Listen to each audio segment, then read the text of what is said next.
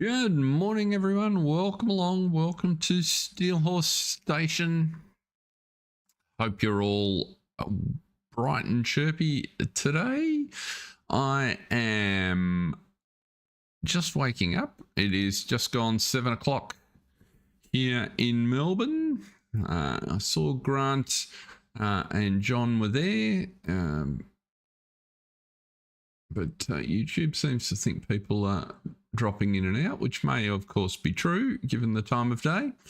But so welcome to Grant and John and whoever else might pop in to say hello. We are heading across to the Oaks today, and we're in the second half of March. We were messing with this last time, so I managed to get it all hooked up. This is the tandem, which allows you to put multiple pieces of kit together. I'm not sure how practical it is for seating, but as you can see, I managed to get the two seaters connected, and it looks like it works. The big issue connecting 3-point equipment to this one that folds up is that it's just a little bit fiddly, and of course to get everything to the field on such a narrow map, whilst you can fold it up, you've got to disconnect everything, and then you need multiple tractors. So I'm not sure how practical it'll be. It's the sort of thing that might be particularly useful to do two sort of mid-sized cultivators behind a really big tractor. So you could use sort of smaller cultivators to move the gear and then get your cultivating done a lot quicker. But for the moment, we won't worry too much about that. Looking at the map, because of the time of year, we're busily planting our sugar beets. So that's underway down here. Let's have a look here. We've probably got a grass field that needs mowing. We'll go and have a look at that in a minute, actually.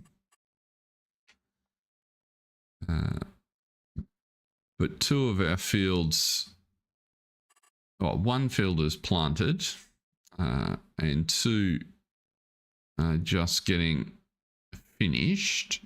We are doing some contracts. Let's have a look here. Weed situation looks good. What's happening at the fields at the cow farm? Let's go back. The 31 and 28 are the two that we have. And they should be in good shape. We'll not be rolling anything at this point.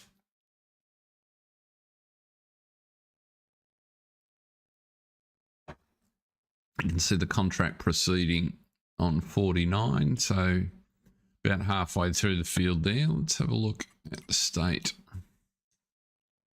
of the fields. Soil types, right.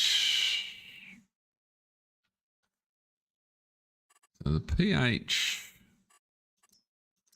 is fine, which is what we'd expect. Nitrogen, we've put plenty on 61 as we've gone.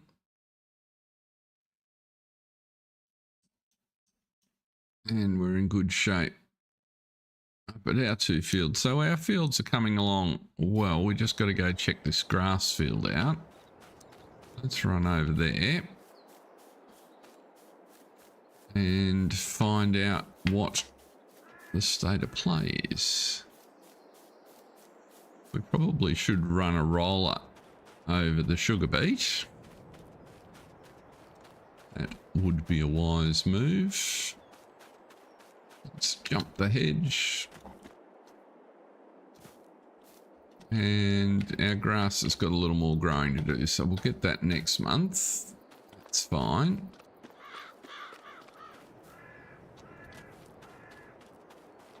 What tractors have we got where? Is the big question. Have we got something that can pull a roller? Yes, we have. I think.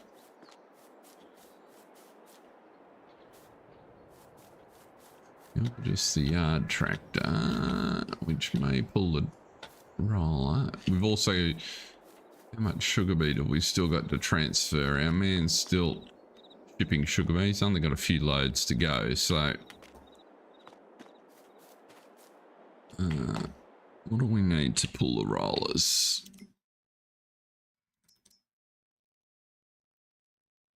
Field roller, 160 horses, so a mid-sized tractor will do the job, but I think they're all employed at present.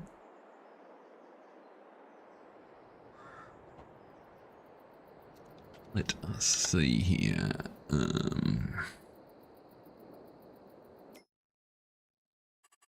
What's on in the store? Don't need a Volvo.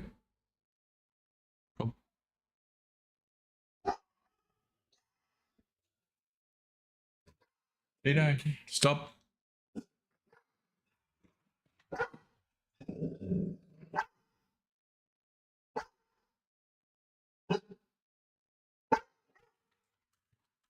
Hey. The neighborhood dogs woke up and felt they needed a conversation.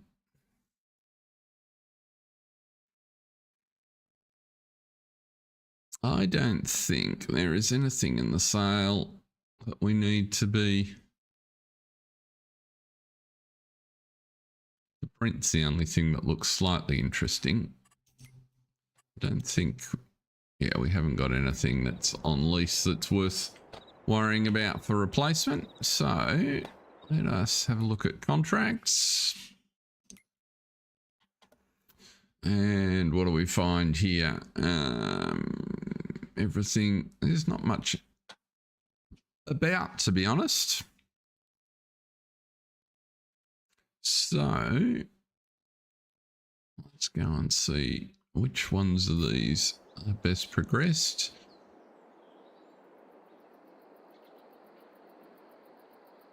Skip through and have a look where we are. So we might need to take some seed out at some point, although this guy, this works really well for us, this combination. It's a good size for the fields, and the width just powers through it. So can't speak highly enough of the Lemken. Let's just pop you up there out of the way.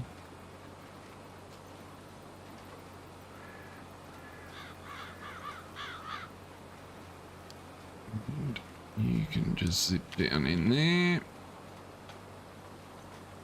If I get rid of that, I'll tidy the screen up a little bit.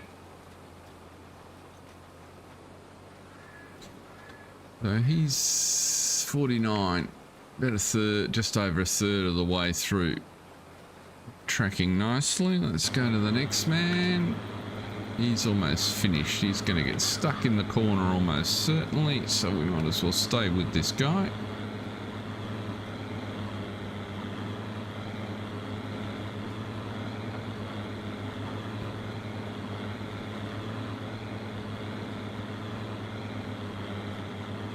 It's quite interesting. There haven't been any planting contracts come up in the contract list.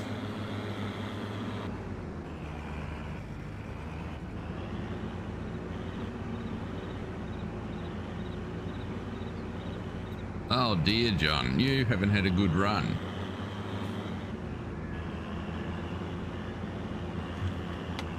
And yes, our drive change, I can well imagine. Just stay attached to how good it'll be when it's all finished.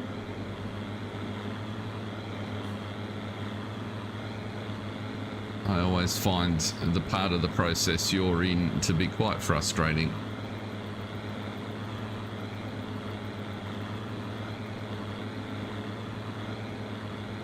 built this machine a year ago, I think I had, well, I certainly visited the PC store daily for a week.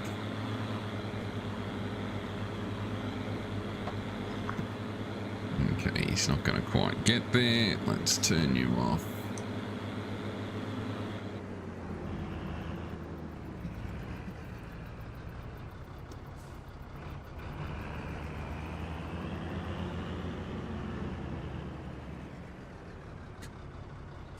Back you up.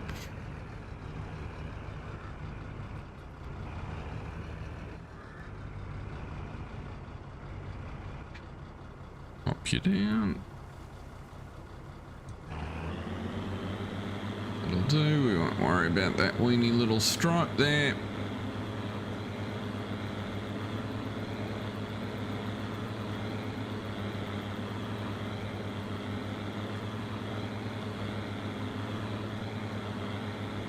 What sort of hard drive did you go for, John?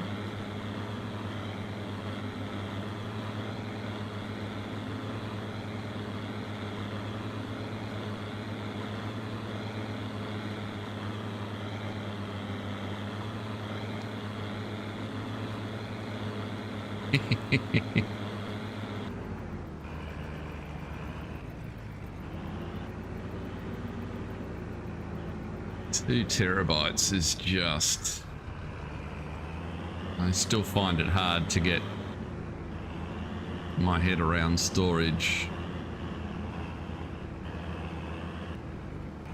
Many moons ago, when I started my career, in the first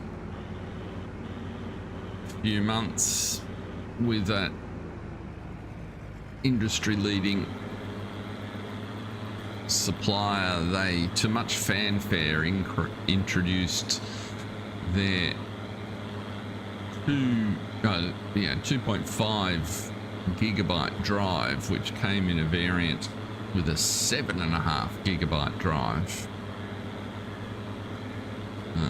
Now, to keep in mind, this machine was about the size of a large household or domestic fridge, and weighed almost a ton, so it definitely needed a data center, 3-phase power only. And I remember calling on data center managers who thought it was all very novel, but poo-pooed why on earth you would ever put a 7.5 gigabyte drive on the floor. It would never be used.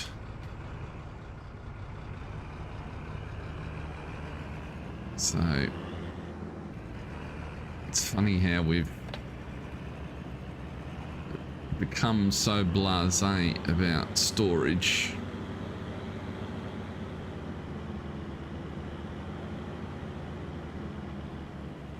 Those were the days when you'd quite happily employ a systems programmer to,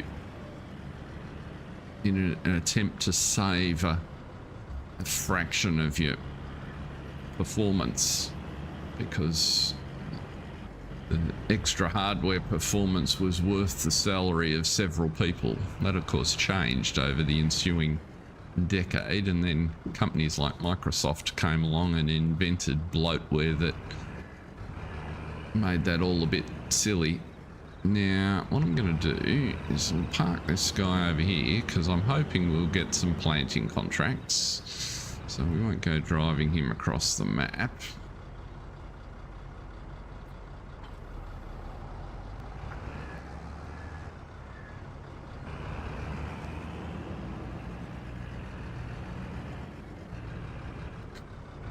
The first PC machine I bought for myself had dual Z80 processors. It was very fancy.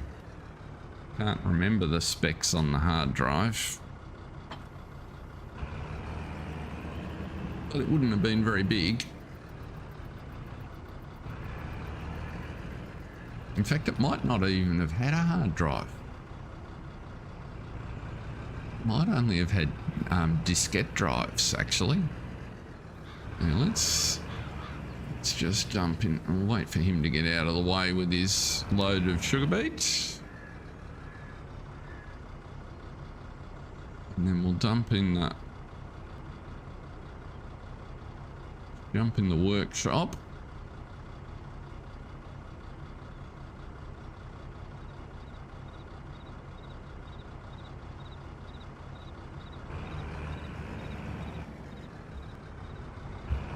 Make sure these rollers are configured correctly.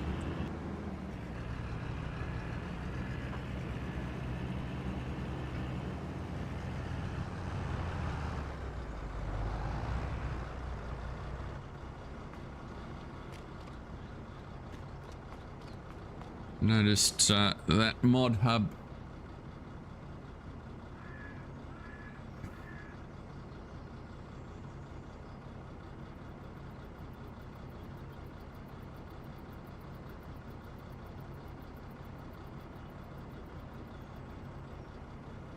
that's interesting, John.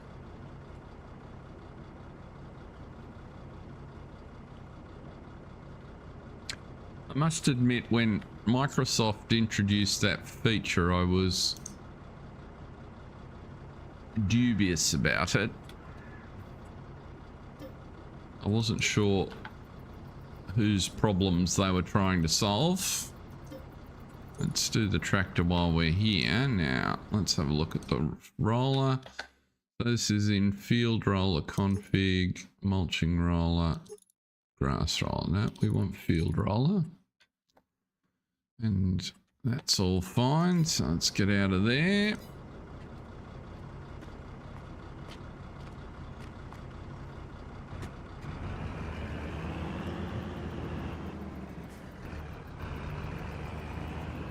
When I built my new machine, I know I've got the module on the motherboard, and Windows keeps telling me that it's there and that I should upgrade to Windows 11. I've just keep ignoring it. I just had a 60-second look while the game was booting. While my machine was getting itself organized to stream, and I noticed that there were a bunch of map updates and a handful of mods today. Nothing jumped out at me in the mods list as being particularly earth-shattering. Let's see here, that would appear to be rolling correctly.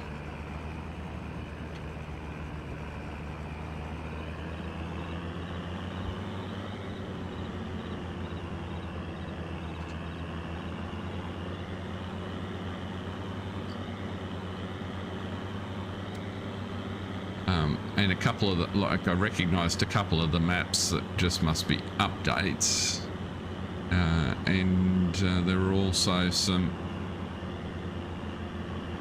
maps that a couple whose names I didn't recognize at all, so I'll have to have a look at those at some point.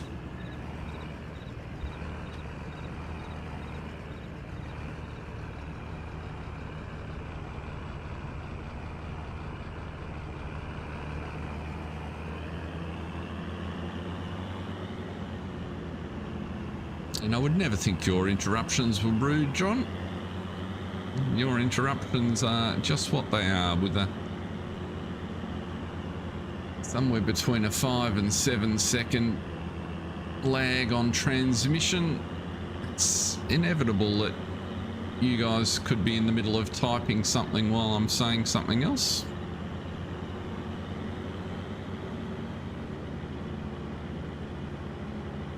Oh, that's excellent. Yeah, I think I saw a comment to that effect, so I'm glad you were able to successfully get it done, because that'll give you...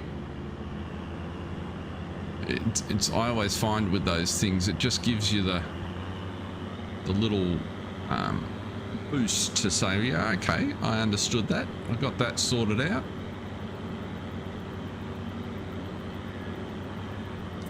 G'day, Hodge One. Welcome along.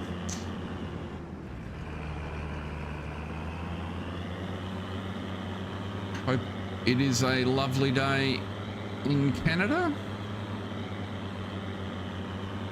Looks like I missed a little bit of the field there. I'm not going to worry too much about it.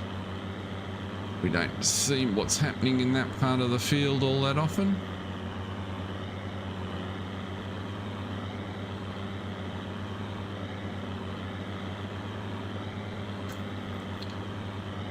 Are you playing on the main farm on Court Farms, John, or is that your intention?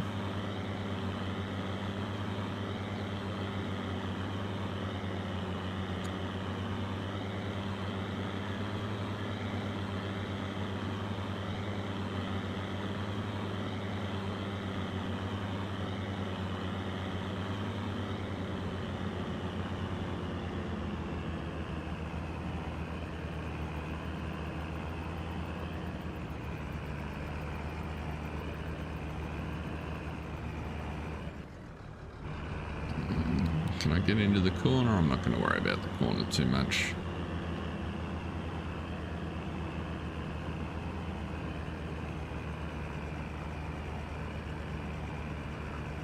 For anyone that's interested, I did a released yesterday a sequel to the Court Farms Persuading Gates video.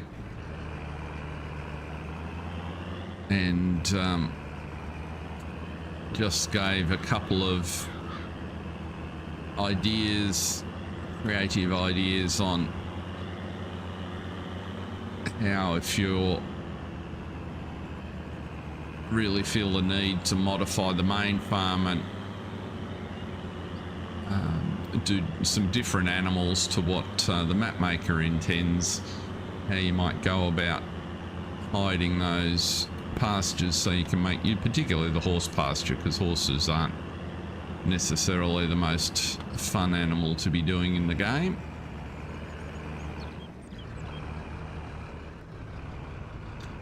And also what we included some of the things that we learned and observed about using map object hider, because I had a couple of comments even directly from my audience about the fact that how to use map object hider and did it really work and all those sort of things. So I thought I'd try and just clear up a few misconceptions that were circulating. So I'm sure in the grand scheme of things that's probably only of interest to a relatively small number of people.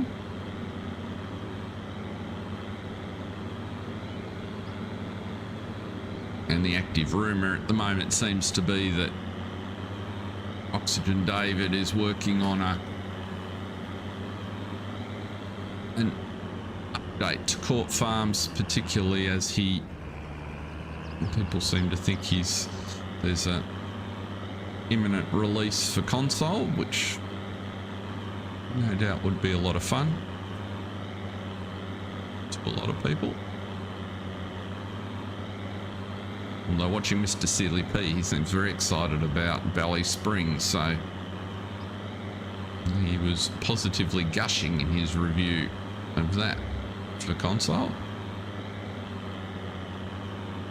I must say it did look fun. I'd only watched a little bit of it courtesy of the work that FSG did.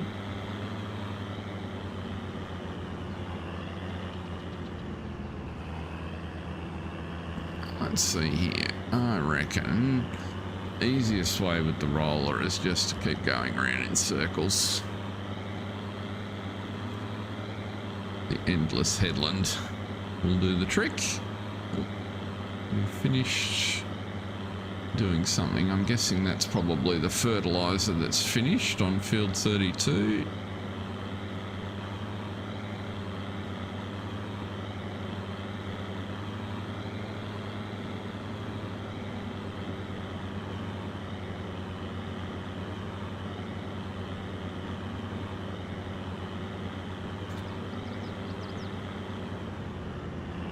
Yeah, I'm not really across the specifics of that, John, but I'd observed the same thing watching Farm Sim Brisco go through the process with Saxthorpe, and I'm wondering if, because the community of map makers largely has gotten quite a deal more sophisticated in their map creations in the last little while. I'm going to keep going square to the field, I think. I wonder if there's a gap emerging between things that they have in that make maps fun and interesting on PC and the compromises they have to make in order to be able to release on ModHub for console. And so that it just is map makers buying into the issue that Giants are valiantly trying to avoid, which is that the compromises you have to make for the two different platform worlds mean that it's easier. Well, it's never easier to have two versions of your code, but that it warrants having two versions of your code if you want to make it manageable.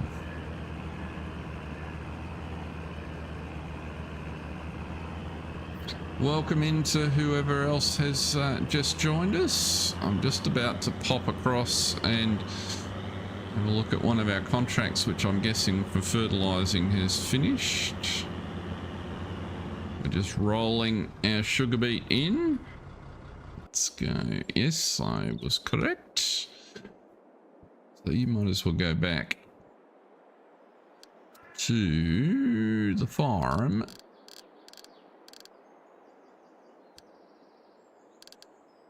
Where are you there?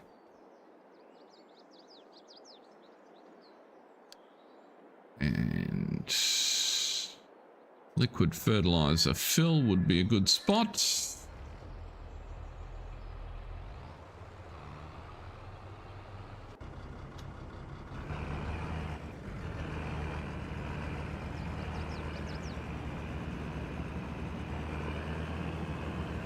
Let's see, can we zoom around there?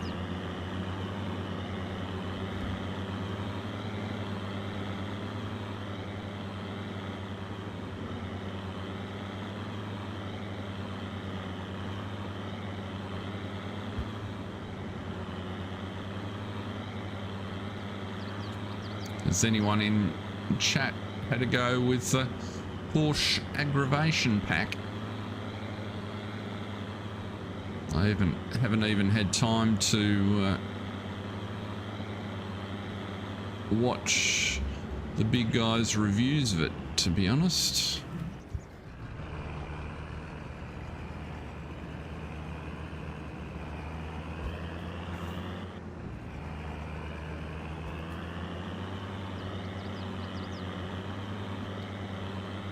I don't have any familiarity with it from the past.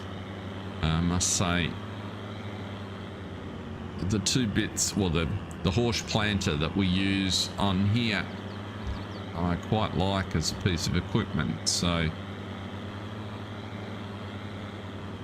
of all the things that we've had come out so far this calendar year, I'm more inclined to have a look at it. Although I'd made the decision with my holiday coming up, I wasn't going to buy anything new before I went away.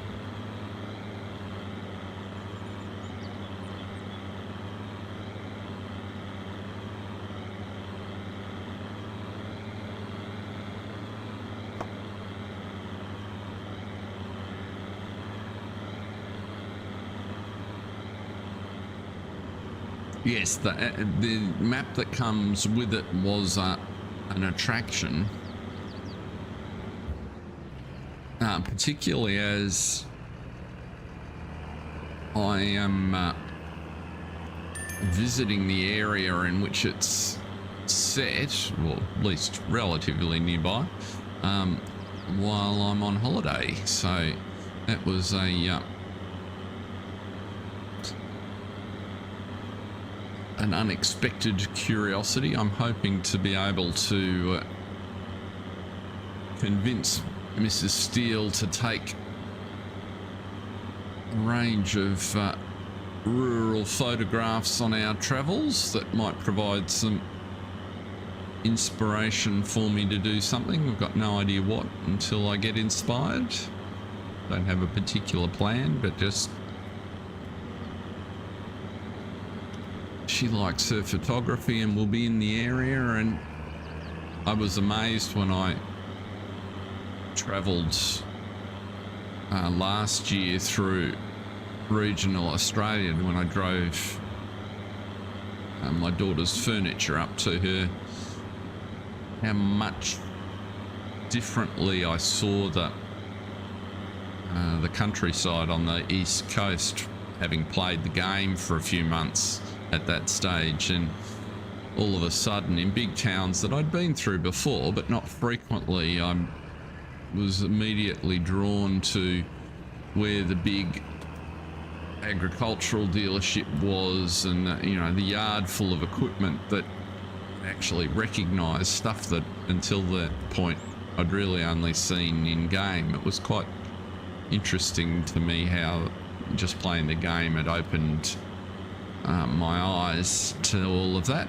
So I'm expecting this visit to Europe to do a bit similar. I certainly had some of those feelings just watching various stages of the Tour de France and seeing how much it looked like some of the material that Giants delivered.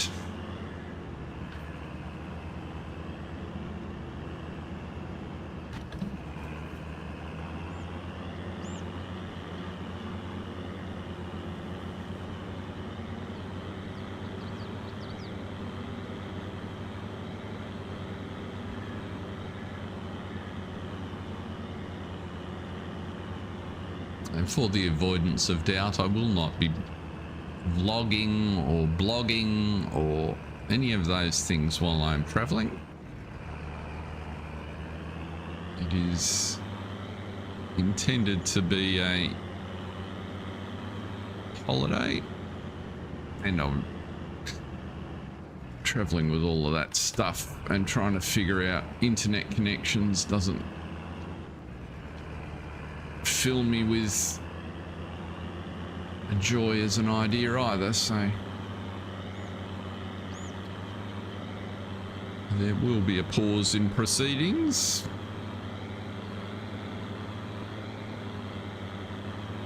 Exactly.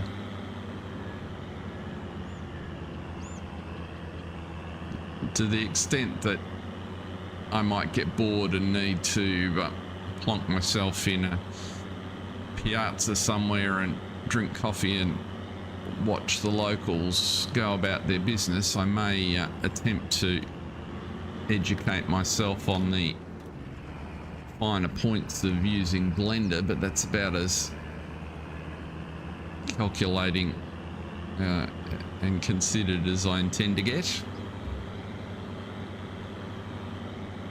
The only reason for traveling with a laptop at all is to have somewhere for Mrs. Steele to store the inevitable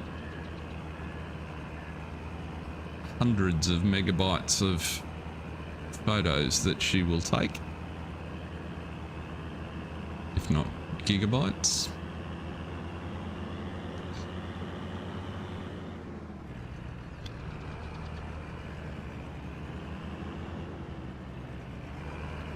Standard practice over the last few years has, amongst our extended family, has become a dependence on dependence is probably the wrong word, but an expectation that the Christmas gift emanating from our household will be next year's calendar, illustrated by whatever we've been up to, and that Mrs. Steele has recorded with her camera. And I must say, she's had some crackers over the last few years.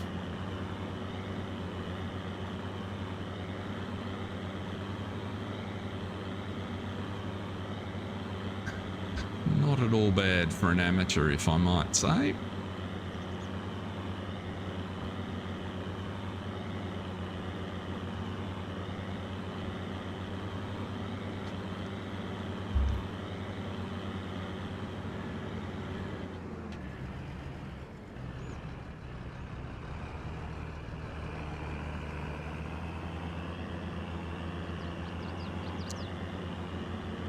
Grant, I don't think you should ever apologise for having to make coffee. It is one of life's essential food groups and morning luxuries.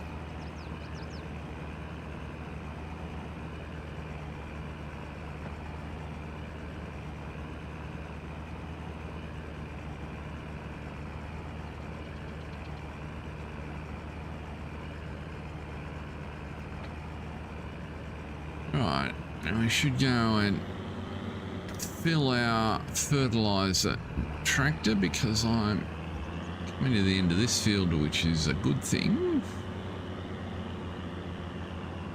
Oh dear, it's been a long night, Grant. Were you on night shift?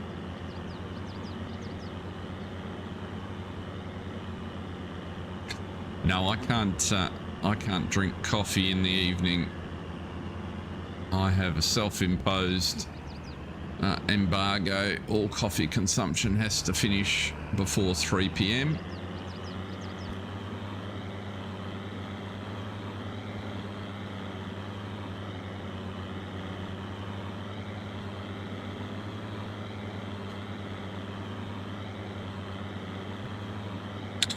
Okay, so this field looks lovely. I'll fold you up.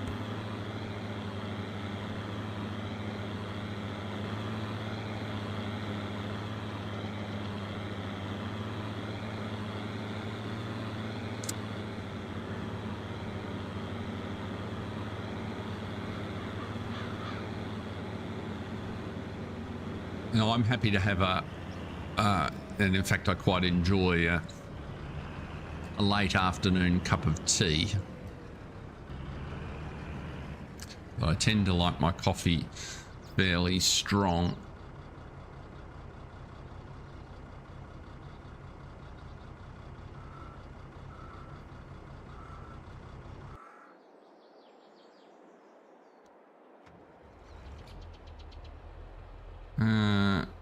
I don't want to overload, I want to fill you up. That's better.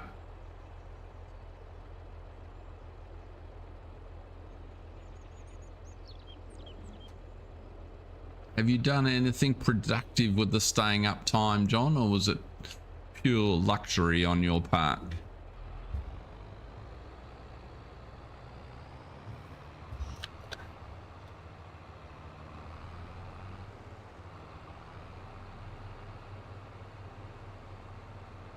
Now, which field are we going to? Let's have a look at our contracts. We do need to move some eggs later on, I suspect.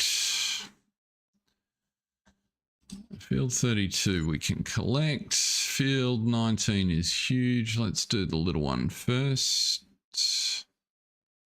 Okay, so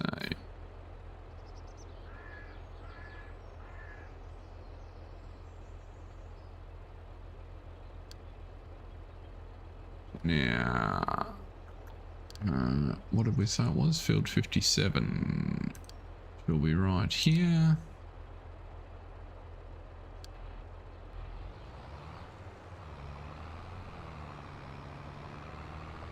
Good.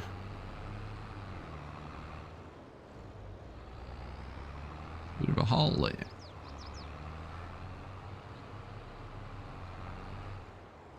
just do a little bit of a tour. He's got another load off to be delivered.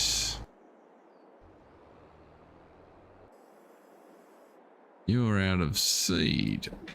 So let's try and sort you out.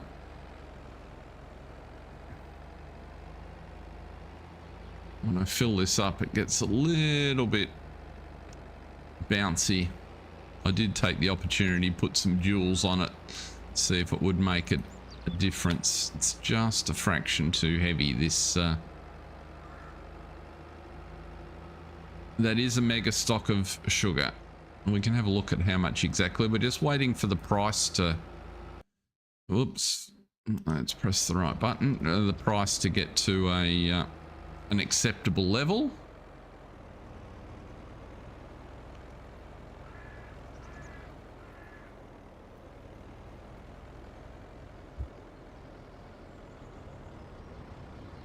Might leave the one that... the seed bag that's out there and just fill you up under there. If I can get you in.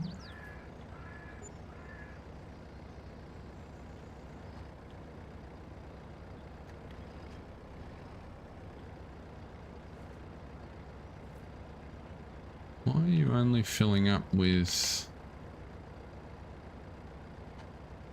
fertilizer?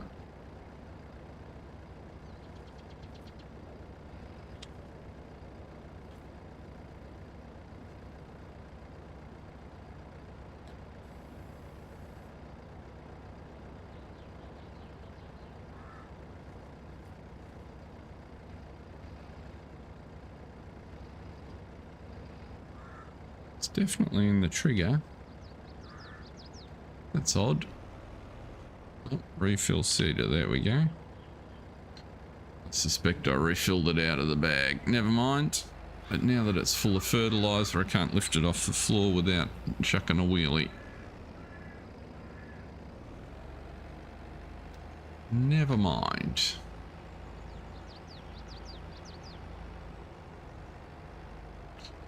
Just go and get you restarted. I do like this little Massey, and it looks kind of cool. It kind of looks like a micro machine that my kids had, no, my son had when he was a young chap. It's got an integrated front weight on it. It I don't think it goes any heavier.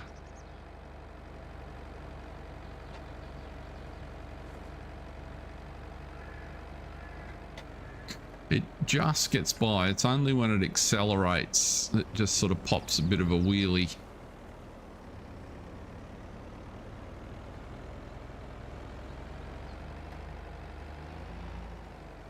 Like so. And a little bit of a bump in the field. It's all right when it's actually working. It's when it lifts the tool on the back, because there's some guide wheels on the tool, and that works fine.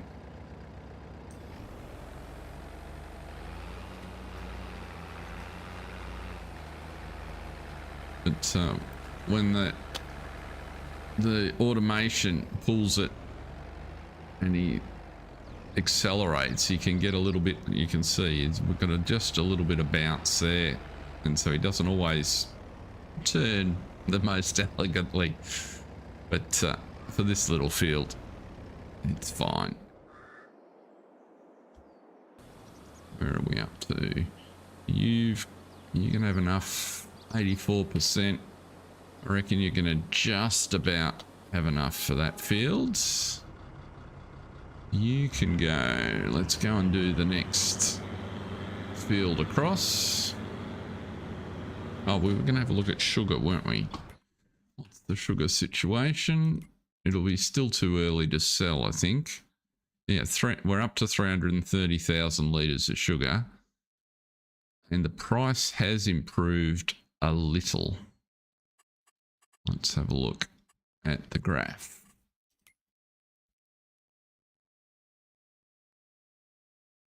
Sugar, it's down here somewhere. There it is. So it's up off the floor, but over the next couple of months it will improve. I wanted to get into the 900s because otherwise it just feels like we're leaving too much money on the table. Not that it's a huge range between top and bottom, but across 300,000 litres, that adds up to quite a bit of cash, which is better in our pocket.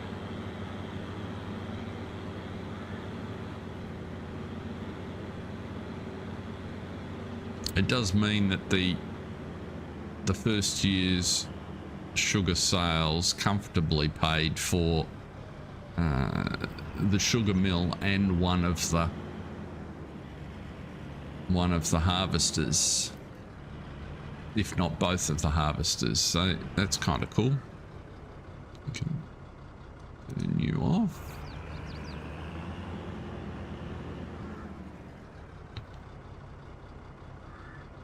Let's do this field the way you're sort of supposed to. So we'll do the innards of the field first and then go round and put a headland on it.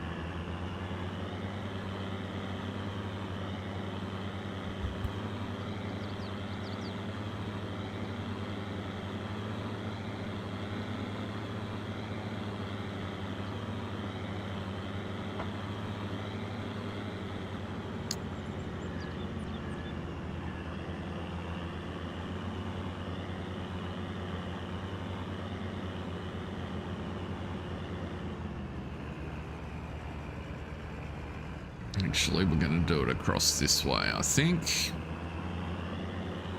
because this is a longer edge.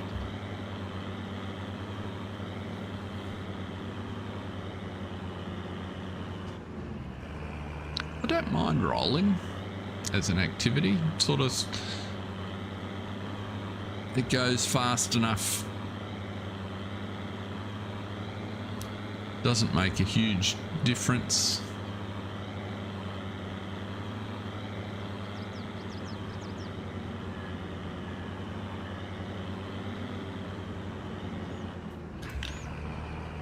I was wondering, based on what we learned on Tuesday on Newlands,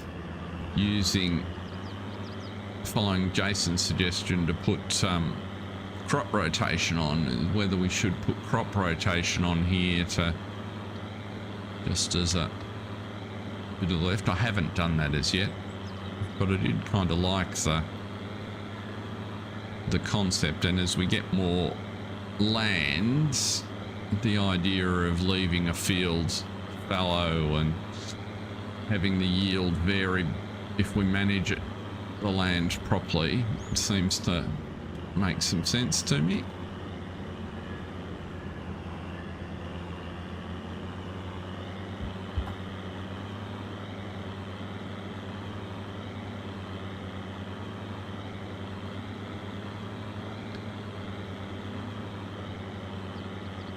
I'm tipping that little tone that I got is to tell me that our fertilizing man has arrived at field 57. We'll go and get him set up at the end of this row.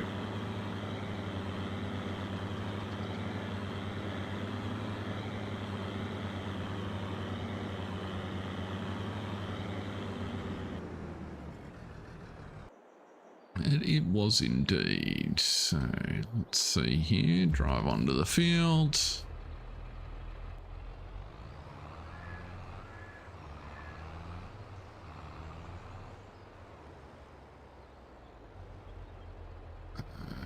Kill that course.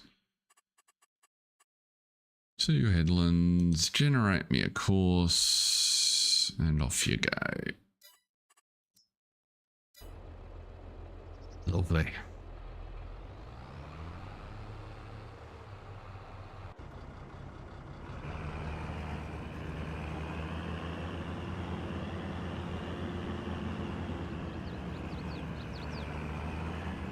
Get out of the trees there.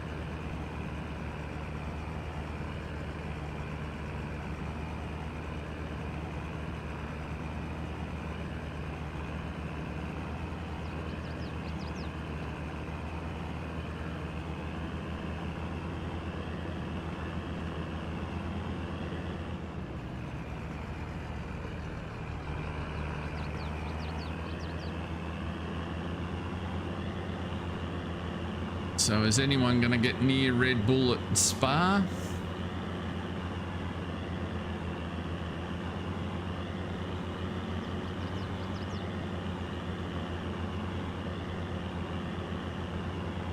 What do people think?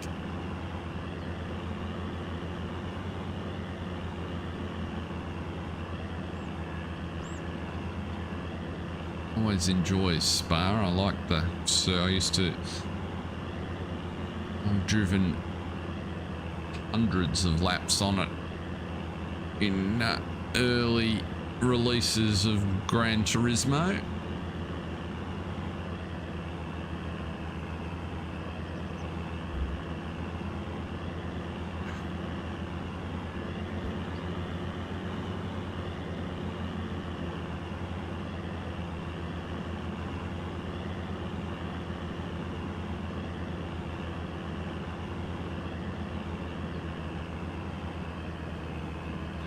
And various iterations of the F1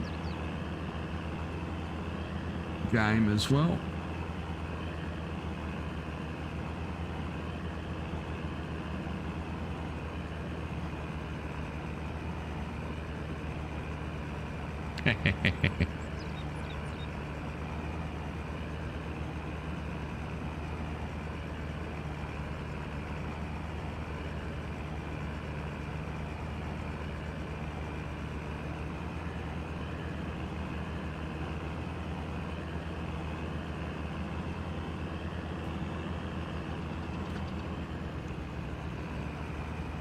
Yeah, I think the McLaren is clearly quick, and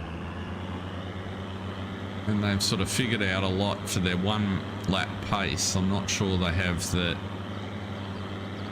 overall race pace.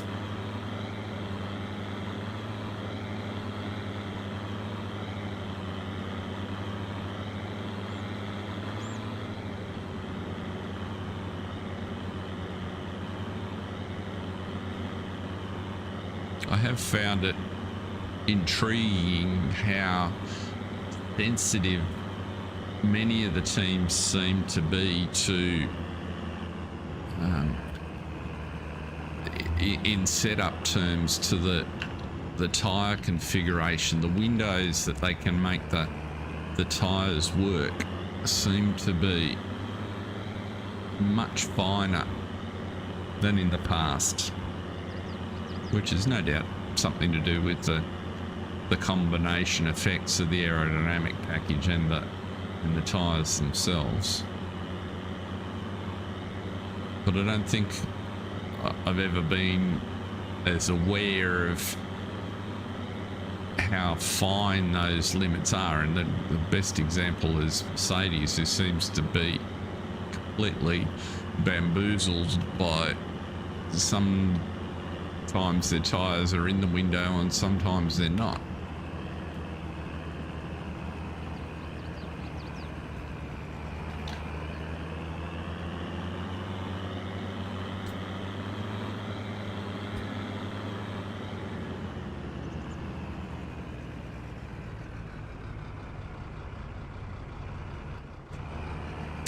Gordon, thank you for commenting. I'm glad you watch, and people are very welcome to just watch. With regard to your question, we put the crop rotation mod on for the first time on the Newland save earlier in the week, so I don't profess any great expertise, but from what we observed, the way it works is it has coded into it some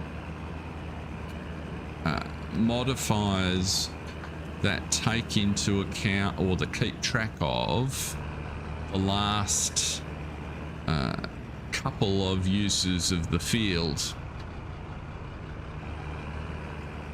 And so consequently, so let's take this field for example. This field's had sugar beet in it last time, and I'm planting sugar beet in it again.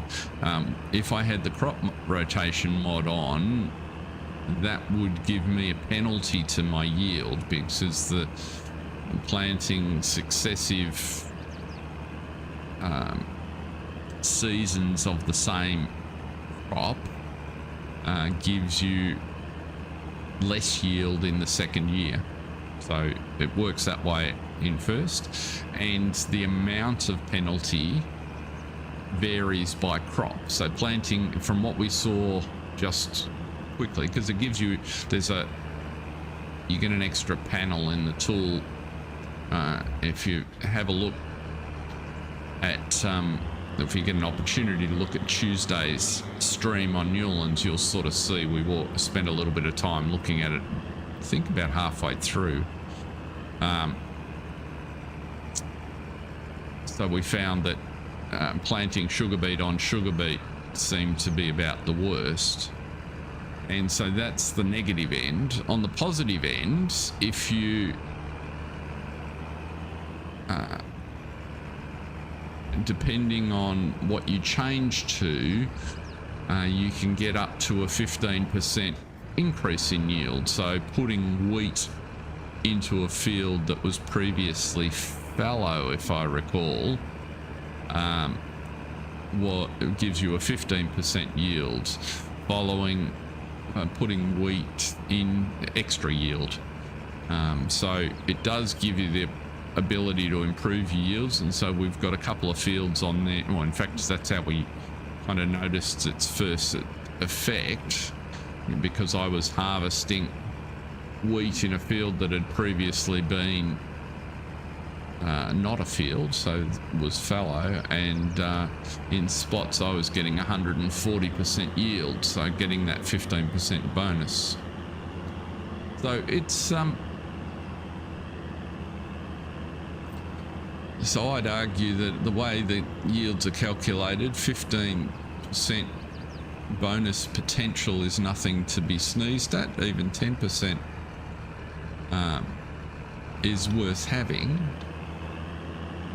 And the cost side of it is you just need to be prepared to think about how you lay your crops out, and also now and again set a field to be fallow for a season. So I kind of like, I did like it as a mechanic, and a neat, I guess, unexpected thing is the way that the tool has been written. It allows you to record sort of the sequence that you want. So if you've got, you know, several fields, it almost gives you a convenient notepad to record, well, this is the way I want to rotate crops across all my fields. Not excruciatingly complicated, but just as sort of an aide de memoire for, oh, well, I had wheat in this field, therefore the next crop that should go in there is going to be oats, and then I'm going to plant sugar beet, and then I'm going to leave it fallow or put grass in, or whatever you decide. So, because one of the things I find, particularly doing this where I might be streaming on, you know, 2 different farms and have a series running on 2 different farms, is trying to remember I don't want to do the same rotations in all my uses, because I think that would get a bit boring for people and for me. But I also would like some help remembering what on earth I've done, so I thought that was kind of useful. That was a long-winded answer to your question, but hopefully it helps, Gordon.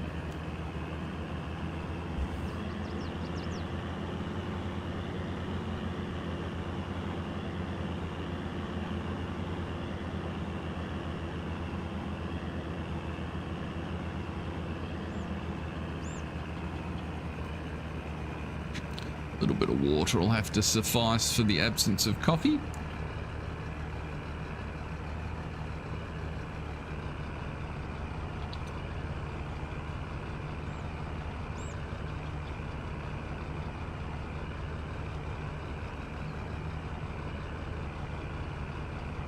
Now I'm guessing on field 57 our fertilizer man will be getting very close to running out of fertilizer.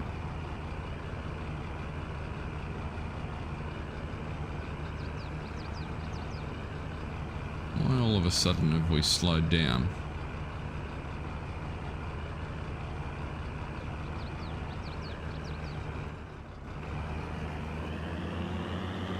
How bizarre was that?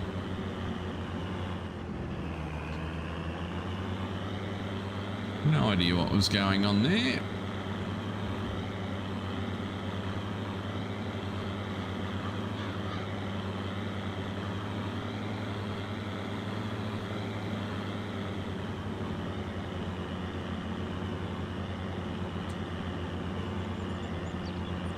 I suspect it's like everything, Gordon. It won't be for everyone and it won't be for every situation, but I felt it was the way it had been implemented. Somebody has spent a lot of time thinking about it, and there was enough in it to have some appeal without being overly complicated. And to me, that's the mark of a good mod. It gets the essence of the concept into the game without drowning you in it.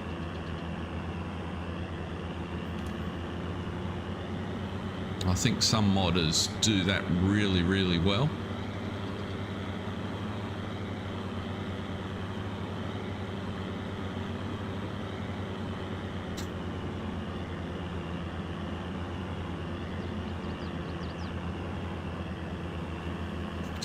Okay, so this one is all bedded in. Let's see how our contract's going. Looks like our seeding contract is almost finished. The question will be, did he run out of seed? Is he still going there? Liquid fertilizer man still has some liquid fertilizer. Looks like he might have gotten stuck. Oh no, he's all right. He was just turning. What's our seeder doing?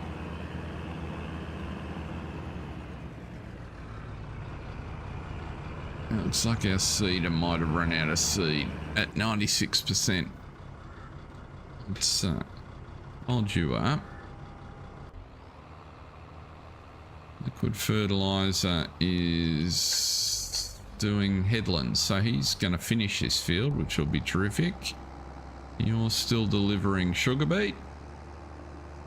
And you need some fuel. Okay, which way are you going? Are you going to make it to the end? Interesting that you haven't stopped. Whoa. It's a bit of a tank slapper on down the hill.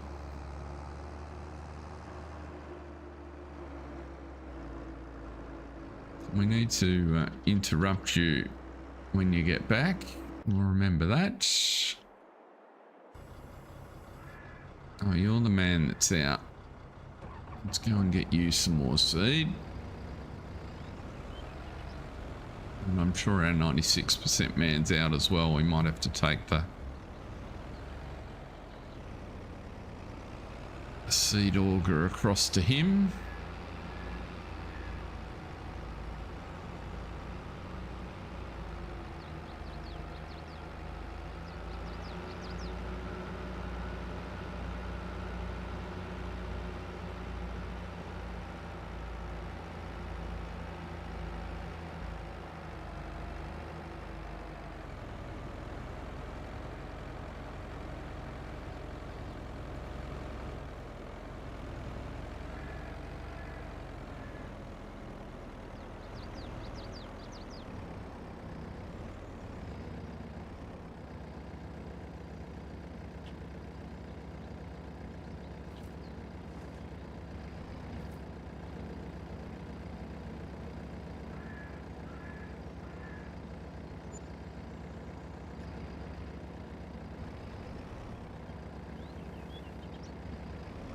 Okay. Seeded up. We are. That should be enough to finish that field now, I'd reckon.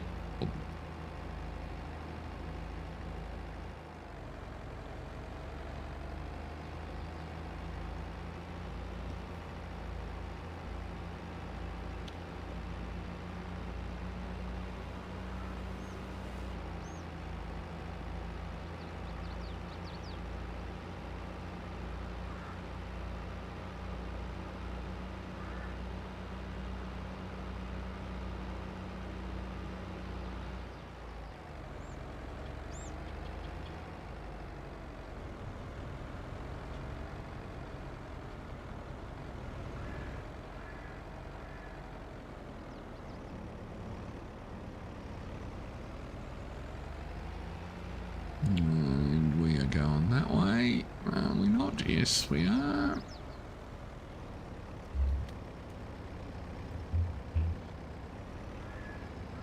Oh, and while I think of it, I'll respond. There was a question from Jack Sarge regarding the video. I don't know if he'll pick up the stream on replay or not, but let's try that guy.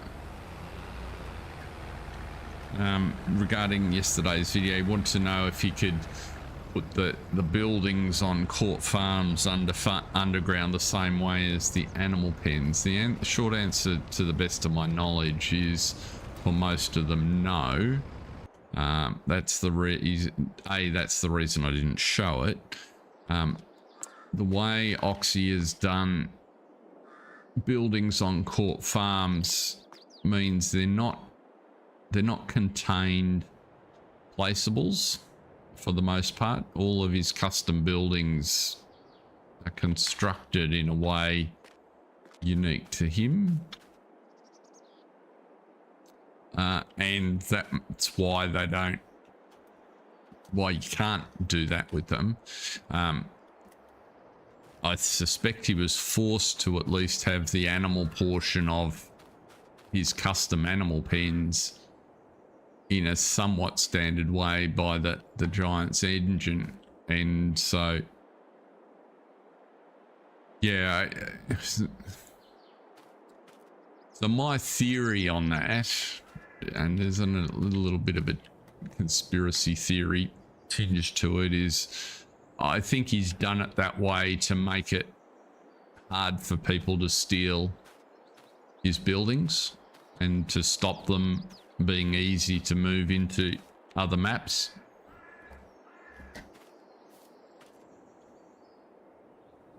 So I think his approach is, you know, to protect his IP, design and construct them in a way that suits him. So he's kind of chosen to, for reasons which I understand, even if I don't entirely agree with, he's chosen to put a flaw under the negative rather than support the positive to an extent. So, you know, it's his prerogative, it's his map, he can build it any way he chooses. But that's why a map object hider is less, or is more finicky, and it's why you can't use the little trick that I showed with putting stuff underground as easily on the, well, you can't use it on the buildings, because if you scroll through that placeables file, which I did, you'll find that there's almost none of the buildings listed there. Certainly none of the ones that you want to you might want to modify. A more positive way of looking at it, though, is if you take the part of the stable that's right beside that horse pen, that's actually a really useful building. You could store bales in it really easily. Access is quite good. So it would be easy enough to put a bale storage mod like the one we've got in the other yard. Let's jump over. Whoops. So like the one I've done here, which is a clear one under a shed. You could mess with something like that and put that in that barn and turn that into a hay storage facility very easily. Now let's go. I think you're going to need to go to field 49. So let's send you there. Start the engine.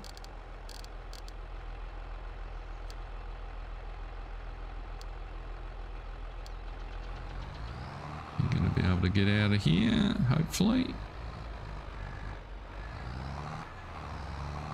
I found an interesting thing with this mod. So when I look at the pictures on the mod hub of this, it's an 82 Studios mod. There's pictures of this auger actually being able to scroll all the way around to come out the rear yet I can only get it to go to 90 degrees so that it goes out the side, and as you can see it gets stuck in the cab. There's a bit of clipping there. It'd be much more useful to me to have it out the rear. So I don't know if there's a hidden key command that I don't know about to get it to configure differently, or whether it's just doesn't work properly. Curious.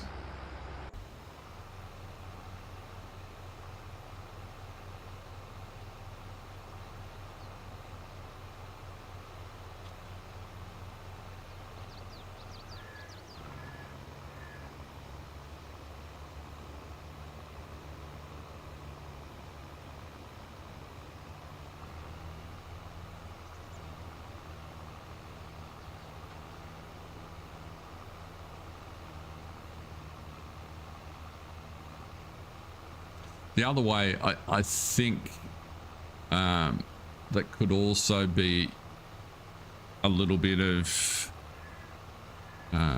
so I presented the kind of the negative aspect of why he might build buildings the way he does. The other aspect that I think could be a part of it is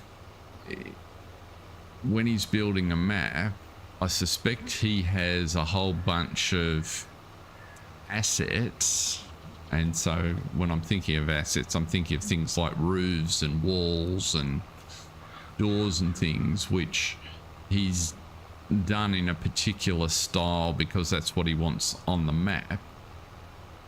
But how they come together to form buildings isn't entirely clear. And so rather than sit in a tool and make the building separately and then do the XML and everything else, it's possible that he just has an area in his map and he's really proficient with Giants Editor, and in this area on his map he's got all of these different assets in a library, and he just assembles them in Giants Editor to make the scenery look the way he wants. And that's, I can imagine how if you put all your effort into getting proficient at that, that's much quicker potentially for you in one respect, but it means everything is hand done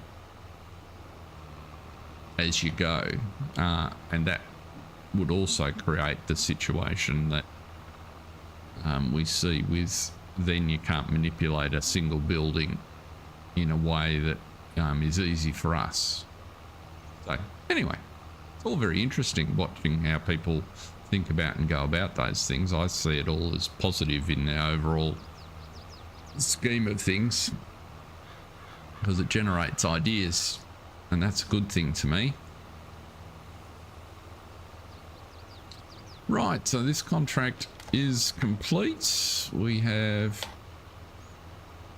just about spread enough fertilizer, so we'll send him back to fill up, I think will be the trick, and then get on with field 19, which is rather large. You'll get some fuel in the tank while you're there, so let's, don't want that, send you to, oops, to the liquid fertilizer fill. You're going to get out of there without hitting the tree. Now where's our, that's the man we want, and you're just about back at the farm, so we'll stop you on the way in and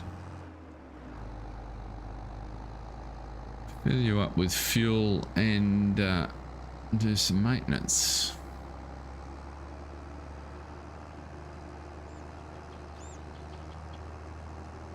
Both activities which appear to be in order.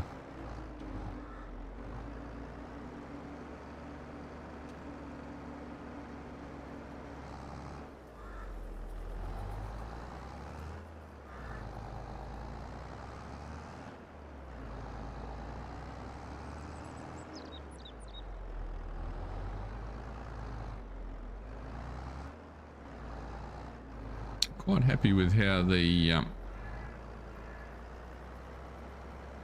transfer of the sugar beet has gone. That's worked quite well.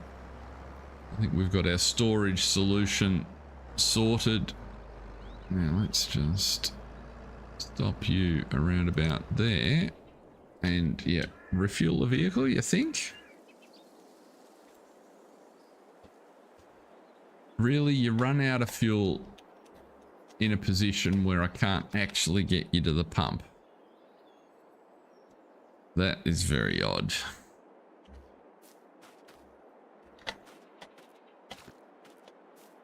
It won't let me restart it. It's hard to imagine that it just chose to run out of fuel right there. I wonder if there was a little bug in autodrive which was failing to alert me to the fact that it was getting low on fuel and it was just running on fumes. Okay, that's that bit done. Why don't we go over and do the maintenance while we're at it?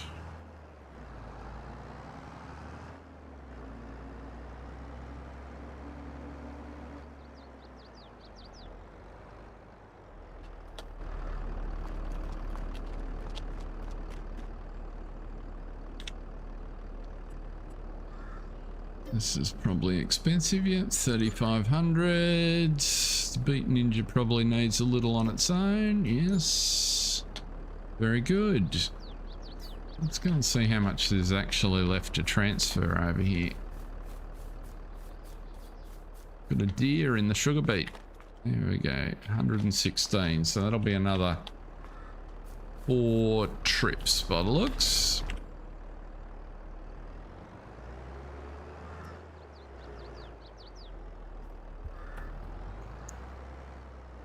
Yeah, getting you on the in gate in a way that we can restart might be a little tricky. Let's just try.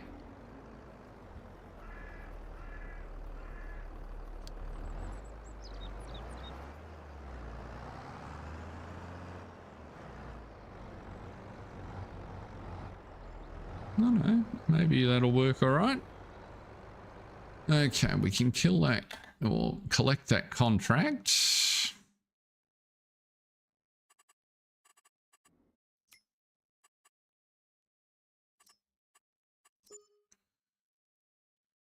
Fertilizing one, we're on our way to do. The sowing one should be the next one to check in on. That's not it. That's the one he had run out. So we need to find the man with the seed fill. We need to unfold you.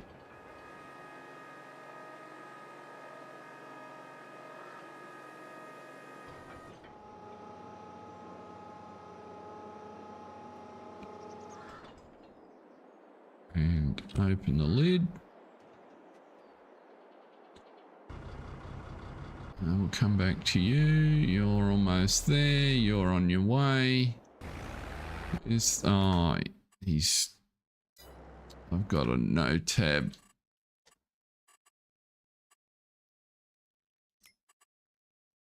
Or a parked setting going. Is that the one?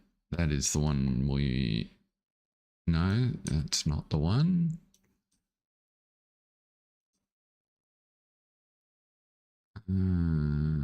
Where he is? What are you doing over there? What vehicle is that?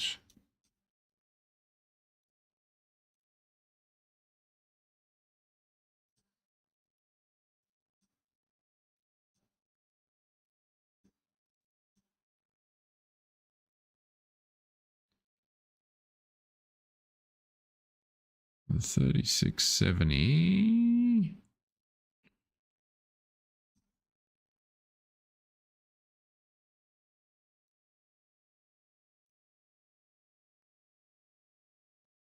Field 49.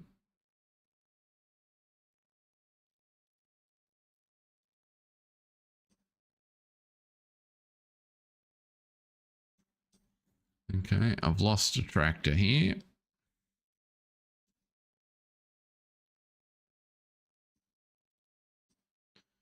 Where has the tractor that I sent with the seed gone?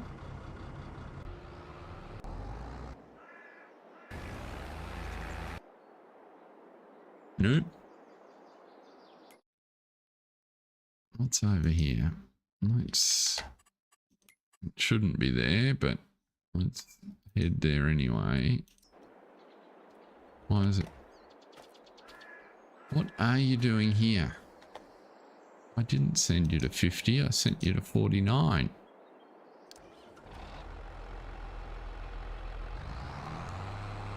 Right, we found it. Mystery solved.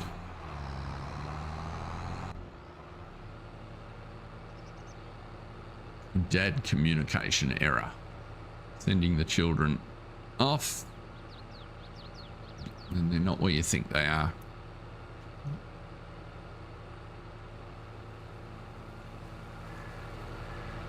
In my experience, somewhat typical for teenage children.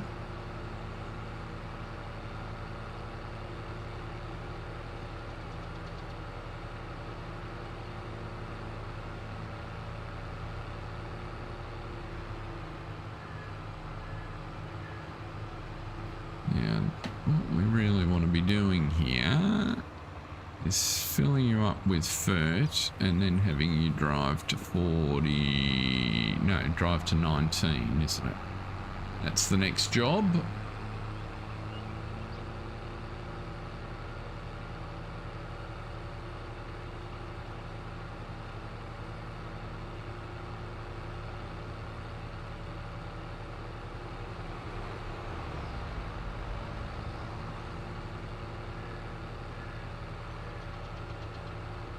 Plan is to get a couple of videos sorted in the next couple of days for I realise all of the series have been delayed a little bit, so find out what Gilles is up to on the challenge on the valley,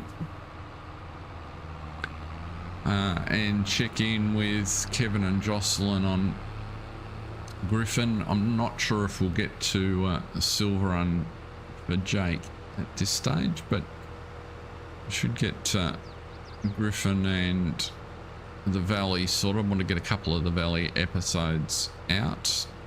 Mrs. Steele is visiting our daughter interstate, so I have a little bit of time.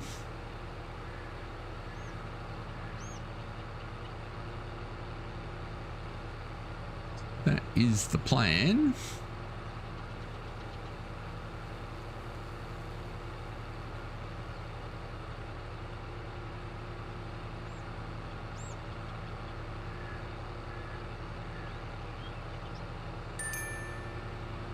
Okay, so our seed man's arrived. We're almost at the farm up here. We'll get this filled and we can get him dispatched back to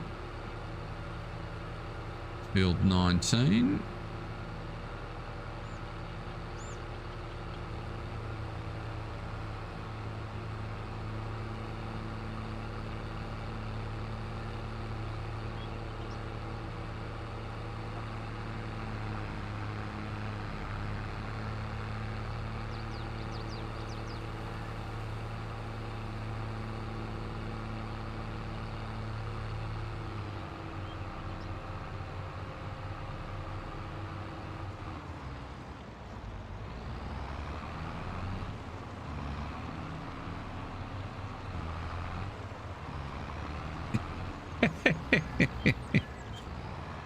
You don't need to apologize, John. It's very annoying when it does that.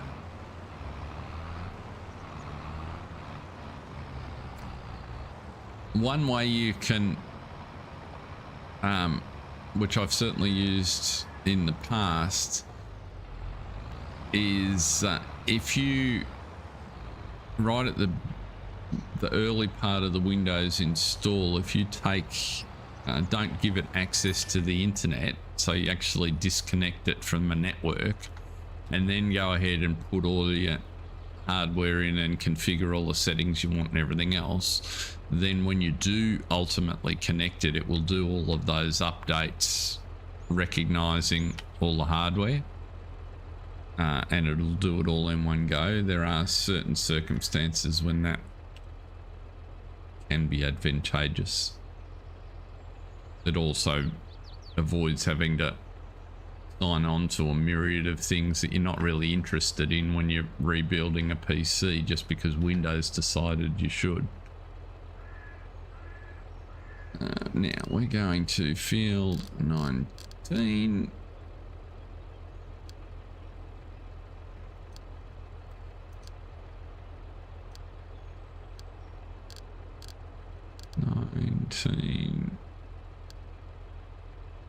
North will do. Oh, actually, while you're passing, let's put some fuel in.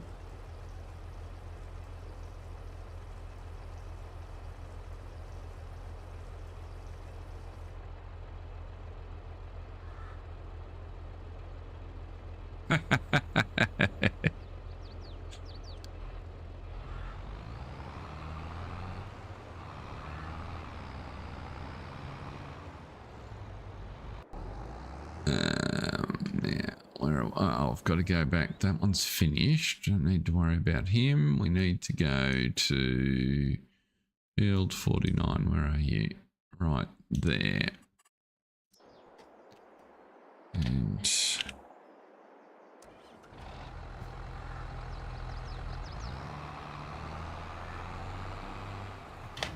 where's the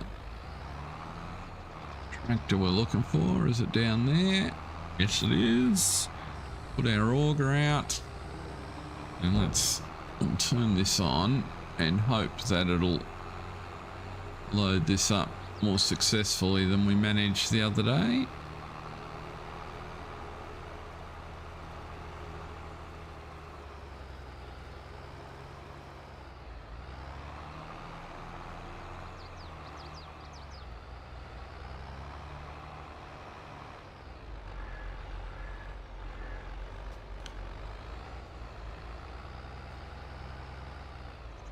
Yeah, these days I reckon that's the most... Why is that? That's the most time-consuming part of the install, is turning off all the stuff.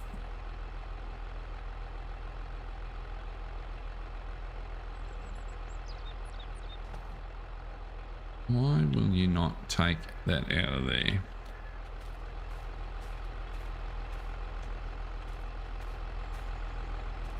Let's make sure you're maximally positioned.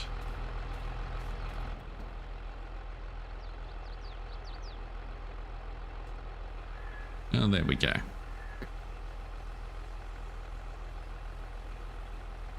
What's for breakfast besides coffee? My standard breakfast at home is oats. So some porridge with a sprinkle of some sultanas, a couple of dried apricots chopped up in it. And my treat is to, which won't be today, but is to go out. There are about a dozen different cafes within walking distance of my house, depending on how much of a walk you like, of course. That at least 80% of which do a very nice breakfast, so I can get bacon and eggs and smashed avo and all of the usual things, couple of odd bits as well while we're there. So that's my my little luxury every now and again. Nearest waypoint and off you toddle.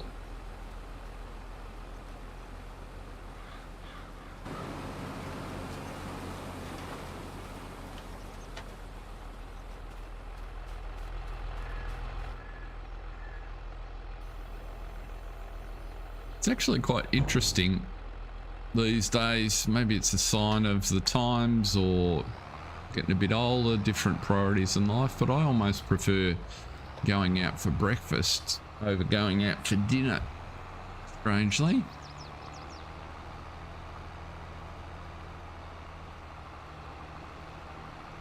There are exceptions. I do like my dinner, but out for breakfast just strikes me as a nice place to start the day, I must say. Especially if you've got a good setting. There's nothing better than, you know,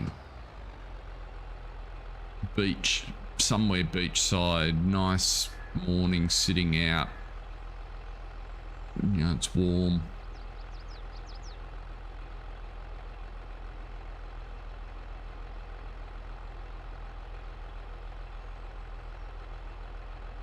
Okay, good to know that it's just me. Because putting the auger to the rear just seems like it would make so much sense. I'm sure there's something in the XML that I could do to increase the rotation all the way around, but never mind. I'm not going to fuss with it. You, my friend, can go back to the main yard.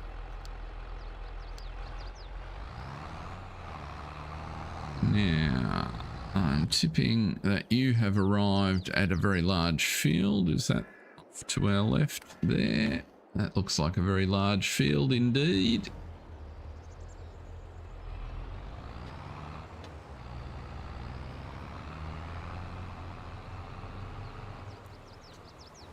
In need of fertilizing.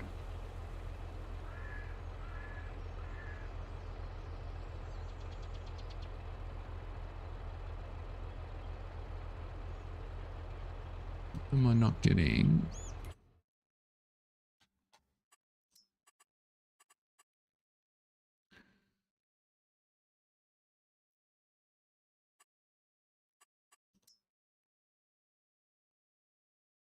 Looks good. So we'll start you off. And then in here we want to load. No, we want to pick up and deliver, don't we?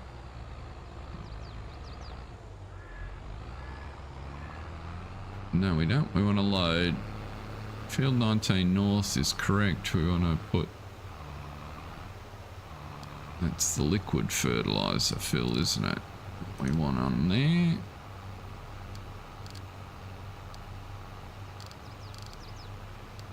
Liquid fertilizer fill, liquid fertilizer. And that should be good to go. Turn that off.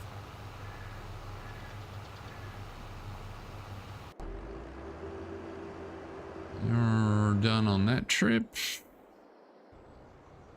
Let's take you back to the yard because you're finished.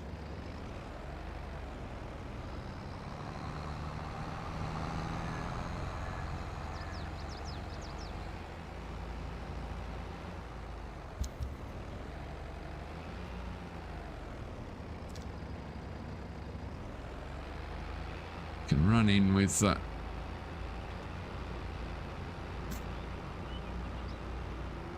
roller and get that sorted.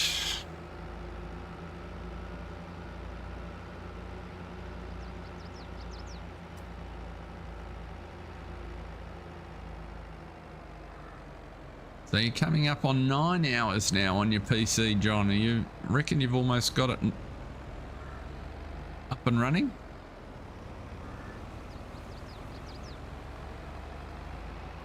I reckon we'll put this guy back in the shed.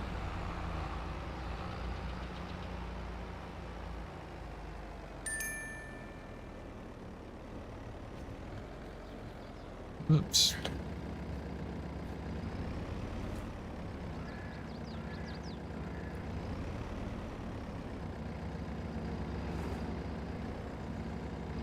There we go.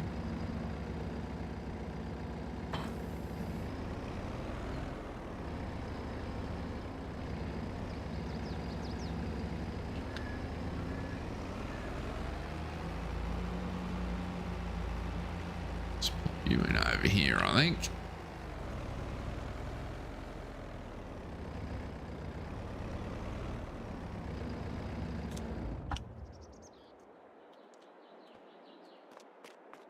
I managed. Oh dear, John. It's the system's trying to tell you something, and I don't think it's good.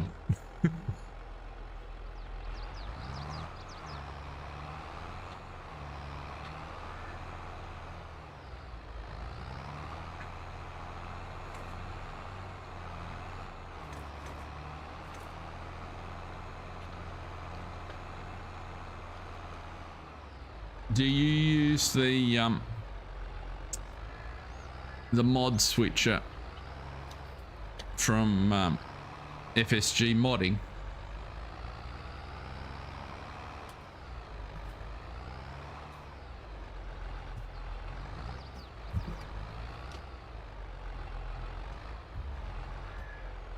Mod manager, whatever it's called. Yeah, I find that excellent for reducing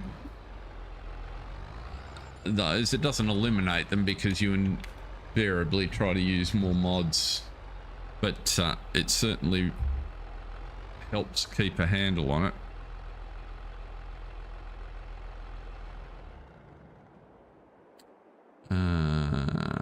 Let's disconnect you off there. Now we've got a contract to collect, which is the sowing contract. I reckon we can roll forward a day. Yeah, because I think we've finished everything we needed to do for today. So if you need to go to bed, John, that's perfectly understandable. Fertilizing is underway happily, so we've pretty much moved all the sugar beet. Let's have a look at that sugar beet production while we're at it. Yeah, so that's trucking away, eating our way through. What I've learned is that it doesn't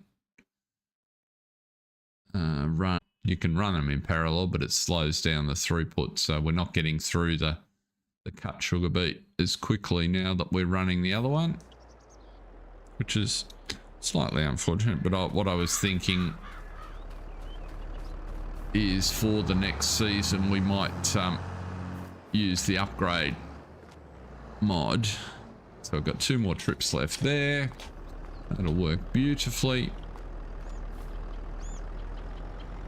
Yeah, but we might invest in an upgrade in the sugar factory, which would have the effect of doubling the storage capacities down there, and the cycles, putting 90% on the cycles per month. So I think that will be a good thing.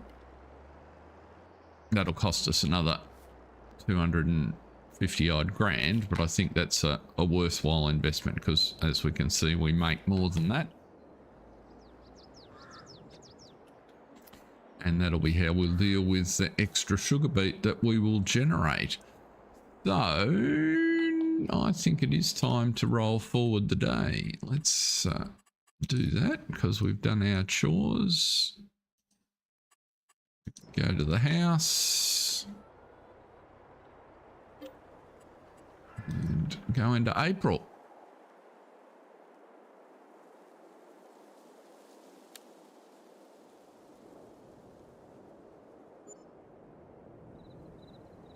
And one thing that should be up in April is, oh, we're full at the chickens. That's the first thing that we needed to do that we forgot to do last month. Never mind, we'll go and do that in a second. This field over here should be ready to harvest now. Not quite. And we'll leave it go another. I can leave it go another day at least to see if in the next day it's ready. Let's go check the chooks.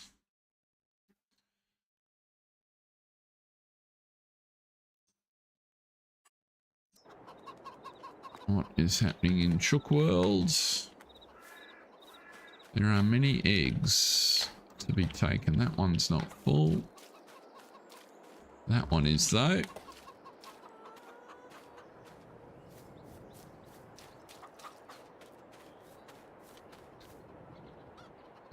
We're going to need the truck. The truck is down at the sugar factory, so let us have a look at the price of sugar. It's gotten cheaper again. Oh no, it's gone up a little bit. What we'll do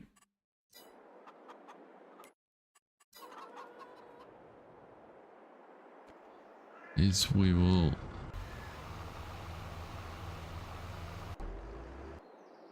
take these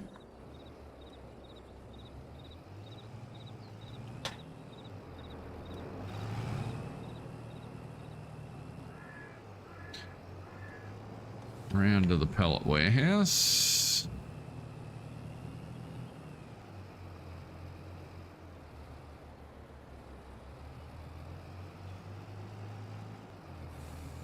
Which I can never remember which way it is, so we'll let the automation solve. It's like he'll know whether it's right and left, and I can't remember. It is to the right. Okay.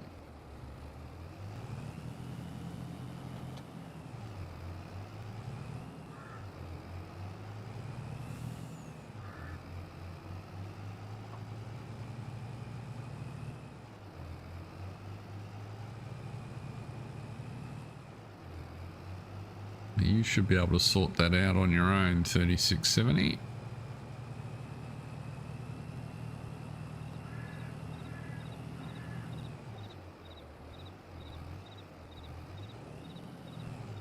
Looks like you might have been able to.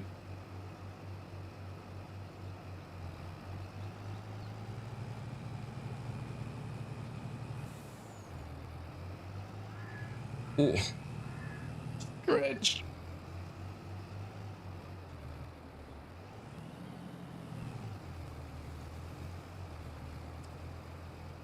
So Grant, are you planning on breakfast and just avoid sleep completely, or are you gonna crash at some point in the near future? Yeah, g'day Bruce, welcome along. Great to have you in. Where is he going now? Well, you didn't take the smart route to the pallet warehouse, that's for sure. Goodness me, talk about the long way to get there.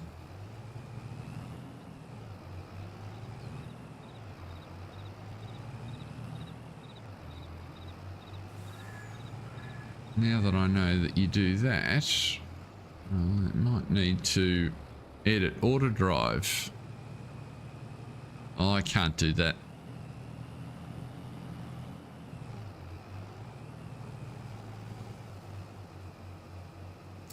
I need my sleep too much. I've done plenty of all-nighters through the course of my career, but I really struggle to get through the next day and function.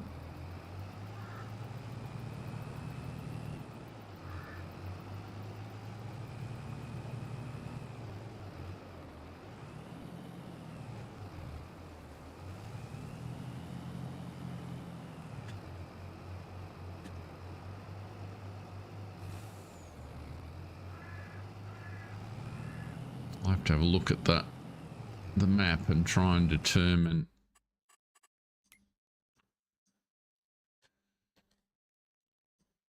So he's come out of the sugar factory here and he needs to get back into there, but he can't do a U-turn. So we need a U-turn capability somewhere in here, or a route that'll take him round the other way. To have a look at that.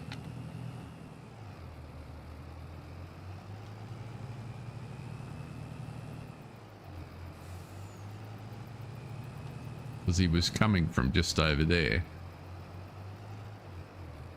Maybe I just need to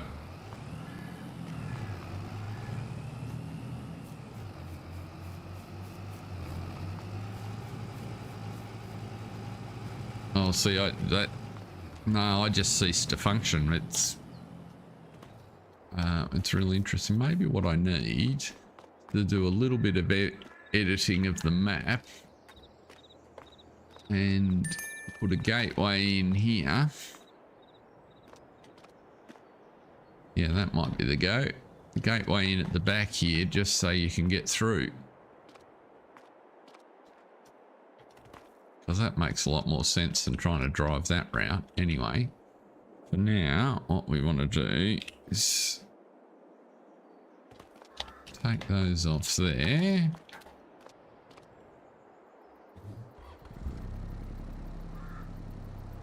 Without selling them.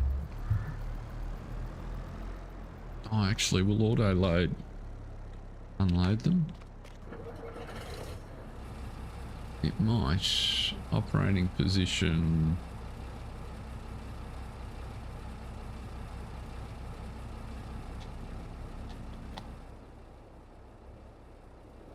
No, it won't. On that trailer.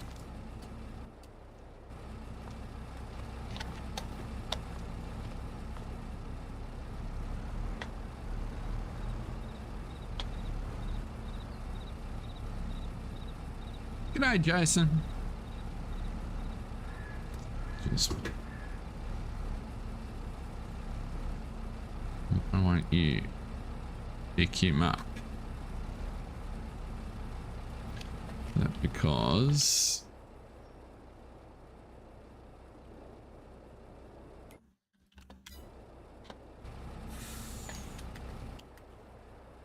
Oh, goodness me.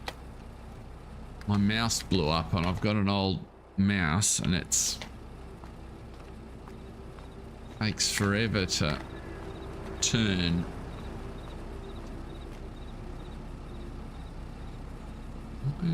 What's going on here? There we go.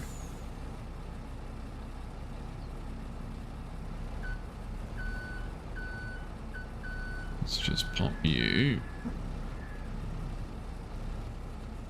down there.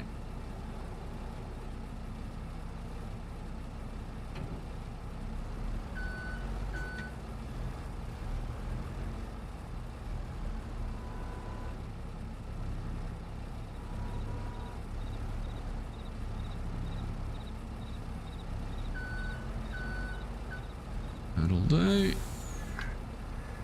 Oops.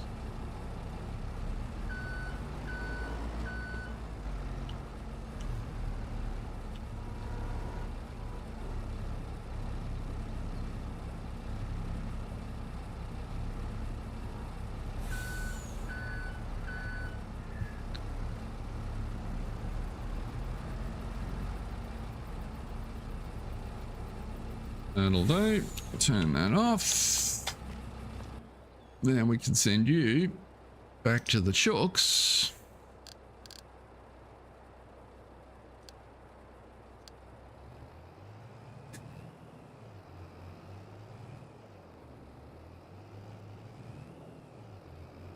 I often used to wonder, Grant, how much more I would get done, or if I would get done more if I didn't need to sleep so much.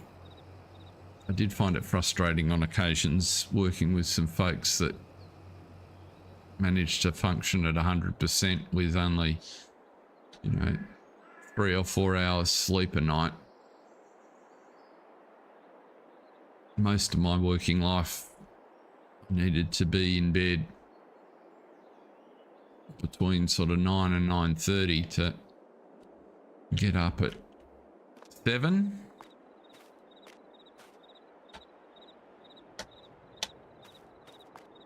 Or 6, depending on the day. And overnight support did not agree with me at all. The stress didn't help. Didn't do a lot of first line support, but did plenty of management level and executive stuff. So what's happening here? We have some milks that could do with a trip at some point. We kind of really need another medium tractor, I must say. We've got so many things going on that another medium tractor would be handy.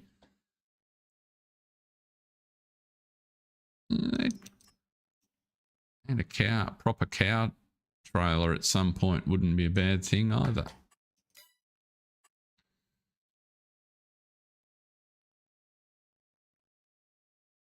That's odd.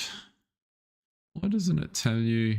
So that's 144 pigs and 96 sheep. What about cows? Surely it takes cows.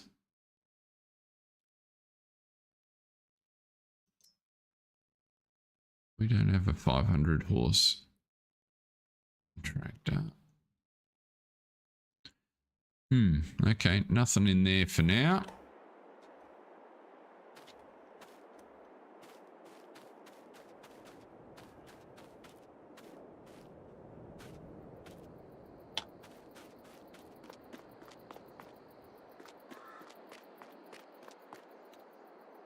What am I thinking? What am I thinking? I'm thinking that we can use you to take the milk. We did that last time. We'll just send you down to the farmer's market to sell the milk for the month.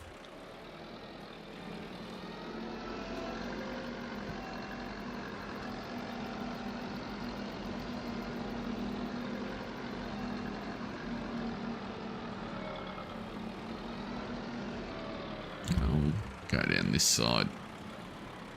Works a bit better.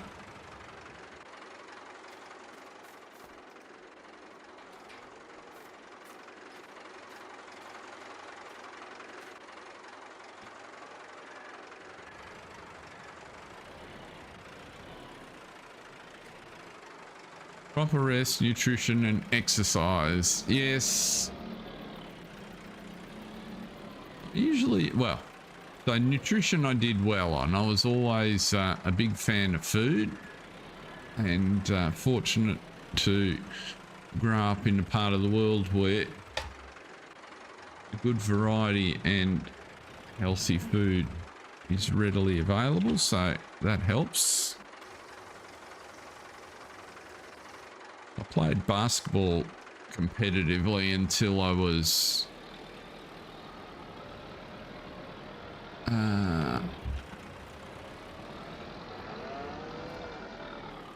in my mid-30s, when injuries sort of took their toll.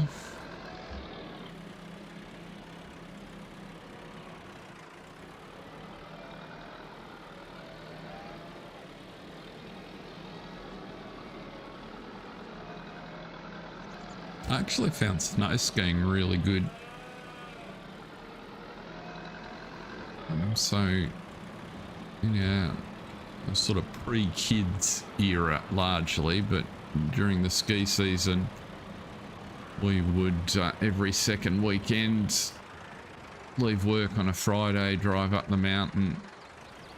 You know, you'd get to the mountain at between 10 and midnight, depending on weather conditions, and then you'd yeah, let's go to the farmer's market. Actually, that'll do fine. We'll check on the way. Ski, you'd be up for first run on Saturday morning. You'd ski all day. You'd do too many bad things on Saturday night. You'd be up on Sunday, ski till at least lunchtime, depending on the weather, and then drive home. And you'd get home physically and mentally wrecked. But what I found, which I really quite enjoyed, was that I couldn't worry about work and ski. The two were completely mutually incompatible, because if you're worried about work, you just fall. I found my absence of ability, I would just fall down. So concentrating on the skiing kept me from worrying about work, and it was great stress relief. Where am I trying to go? Oh, that's where I wanted to go. I wanted to go in here to check that the farmer's market for milk. Yeah, we're not selling bulk milk at the farm stall. So the other options, that's fine.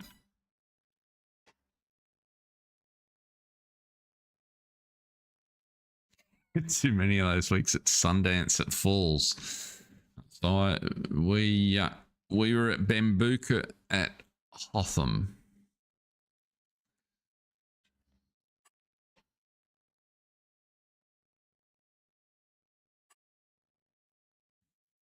I just loved, so I was an active sports person without being a good sports person. And what I loved about skiing was it was the only sport I've ever done where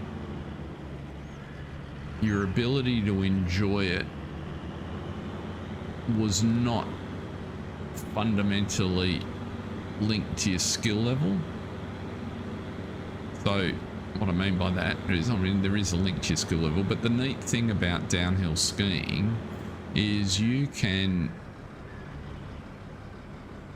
tailor your choice of how hard a run is and how steep the slope is and what you want to do completely to your own settings. And so you can ski with a group of people that are, potentially a lot more proficient than you, and still have a great day, getting an adrenaline rush based on your own risk tolerance and skill.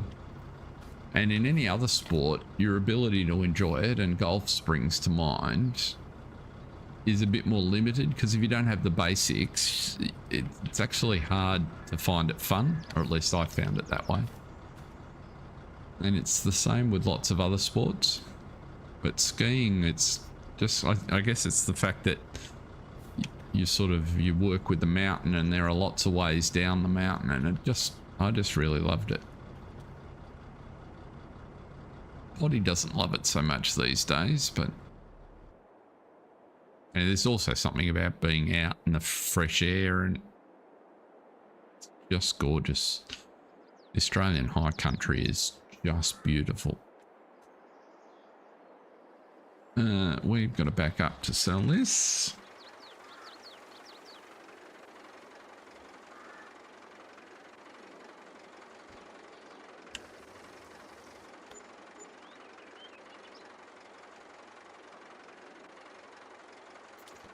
Right, you can now go back.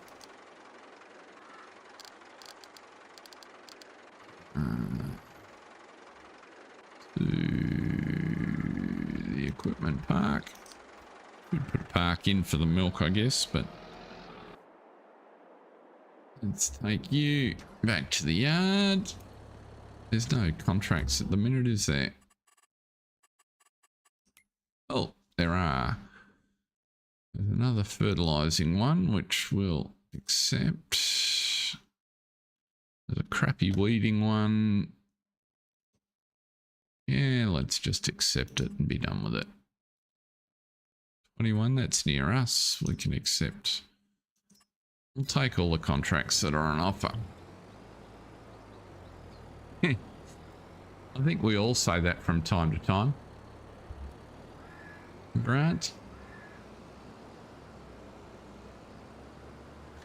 I have knees that complain quite regularly, and ankles that cause me to fall over unexpectedly, which is a bit annoying.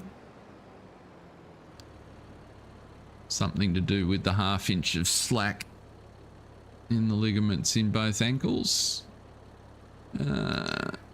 Now, let's send you to there.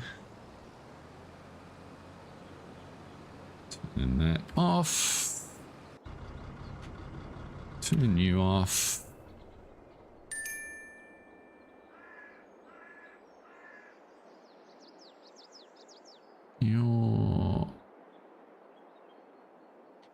didn't you fill? Liquid fert fill. Fill with liquid fertilizer.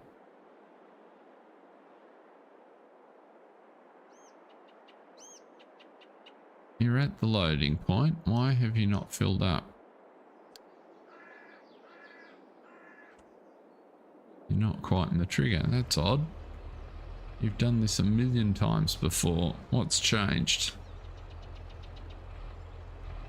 Oh, I know what's changed. The tank's out of fertilizer. That would do it. That would change it perfectly. 100,000 litres. That sounds like rather a large amount. I think 50 will do.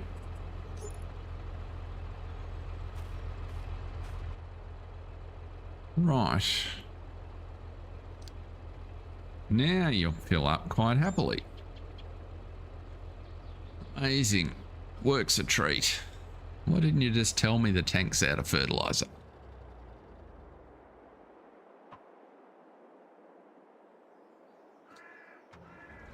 Better still ask me for the Amex card so we could order some.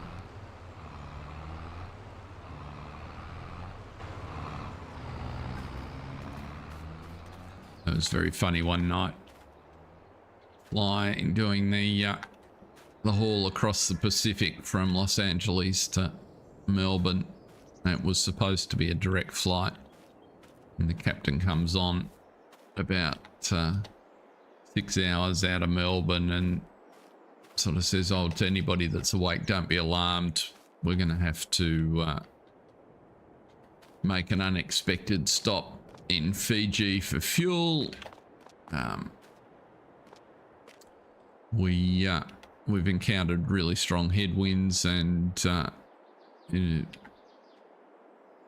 with an excess of caution, we're going to stop just to make sure we've got enough fuel for all eventualities. It's kind of like one of those messages you hear when you're flying. You go, sure, you go right ahead. Fuel sounds like a good idea. So anyway, we land in Nadi at seriously dark o'clock, and I don't think I can ever. Usually, when you land at night, you know, it's dark all around, and depending on the city, the amount of lights vary a lot.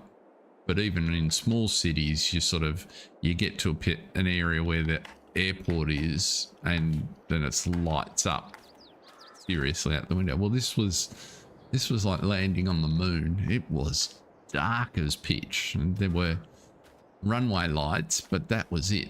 So anyway, we've landed and taxied off, and it was quite funny because clearly that it took a little while.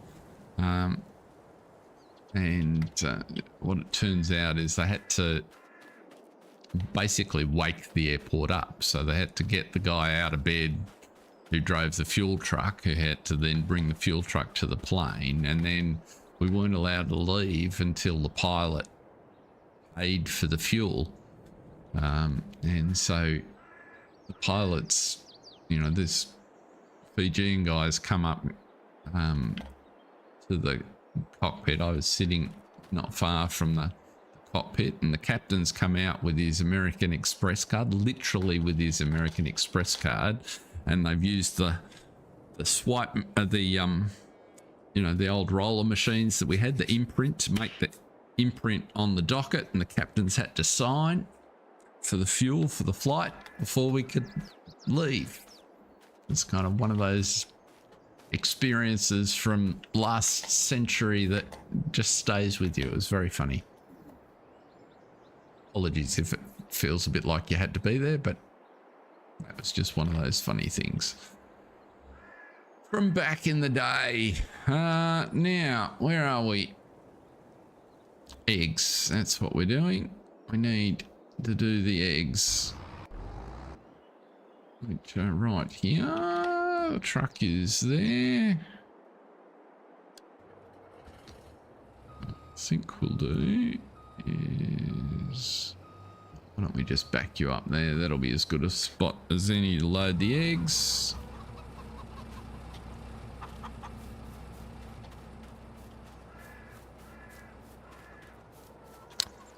Right. Eggs it is.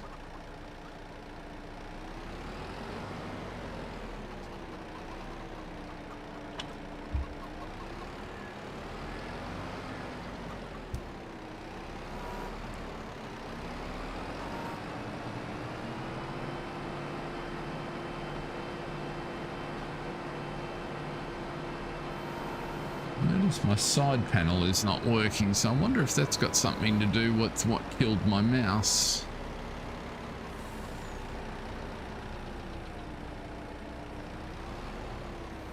That's why I've got no joystick control.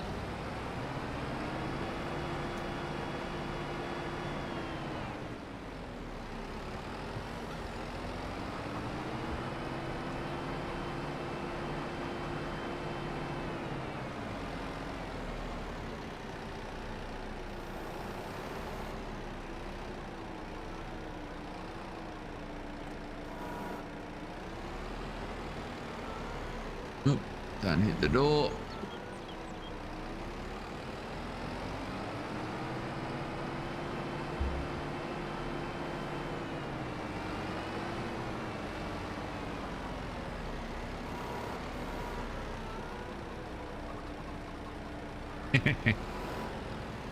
It's a funny thing.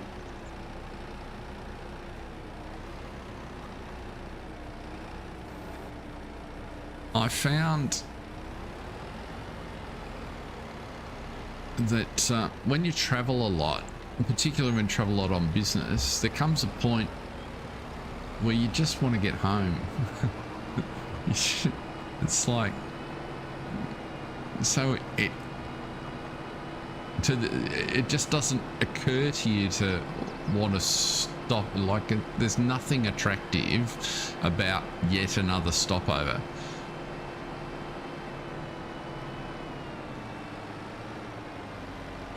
These days, you know,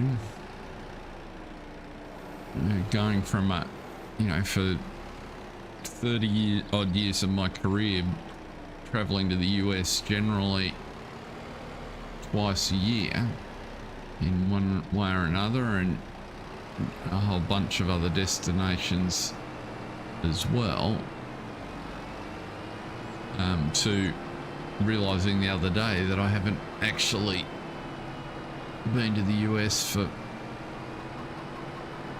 coming up on 7 or 8 years. It's just a bit weird. Might as well take all the eggs, mightn't I? So that just feels like an efficient way to load eggs. But that said, I do like Fiji. Fiji is very pleasant.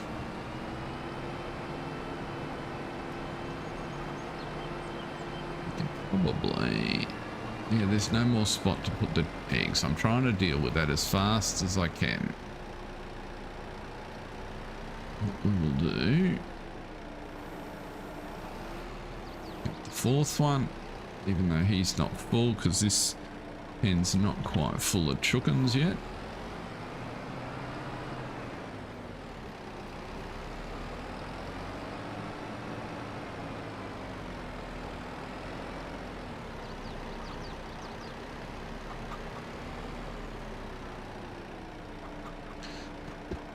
Come on, load them up. Finish a couple of pallets. Well, you won't be able to unload any out of that. There we go. Come on. Oh, bugger. Didn't finish the pellets. Never mind.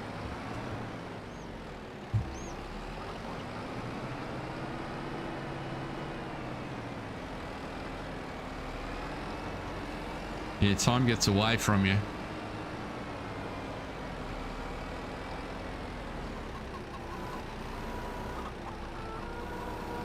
Grand Canyon is on my list. It's one of those things. I got close to it. I did made a conscious decision after quite a lot of years of traveling that I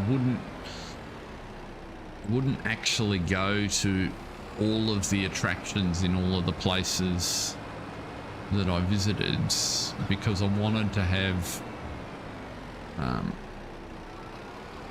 places to go to with Mrs. Steele down the track, and so I didn't want to be a killjoy and that, oh, you know, we've already been there, I've already been there. So it was a conscious decision. So the Grand Canyon was something that was on that. I treated it in that way. I haven't been to the Grand Canyon, even though I've been to Phoenix a heap of times.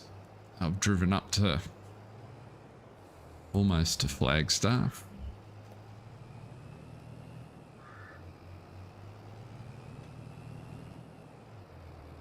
And there are a number of spots around the world like that. The number of spots that I did get to, but rightio, so you can go. I'm guessing eggs are selling at the warehouse down there. Yeah, the way I'd like to do the 3-week non-motorized rafting trip all the way through the Grand Canyon. That's the way I'd like to do it. We're going to here. We're going to look at eggs and find that, oh, they're selling at the farmers market as well. Well, over you go. So you can go to sell points, farmers market, off your toddle.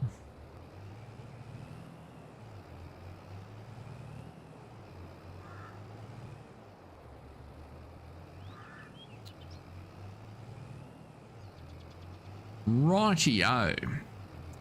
I think, folks, that it's time for John to go to bed, and I think we might leave it there for today.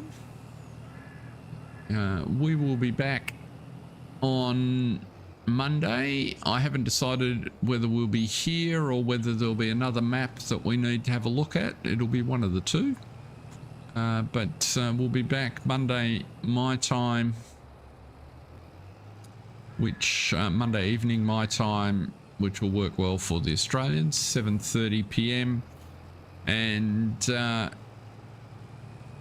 for the Europeans and the US it'll be early or very early. But thank you very much everyone for joining me. It's been fun. Great weekend. Enjoy Spa for those of you that are F1 fans, and I'll see you next week. Thanks for watching. See ya.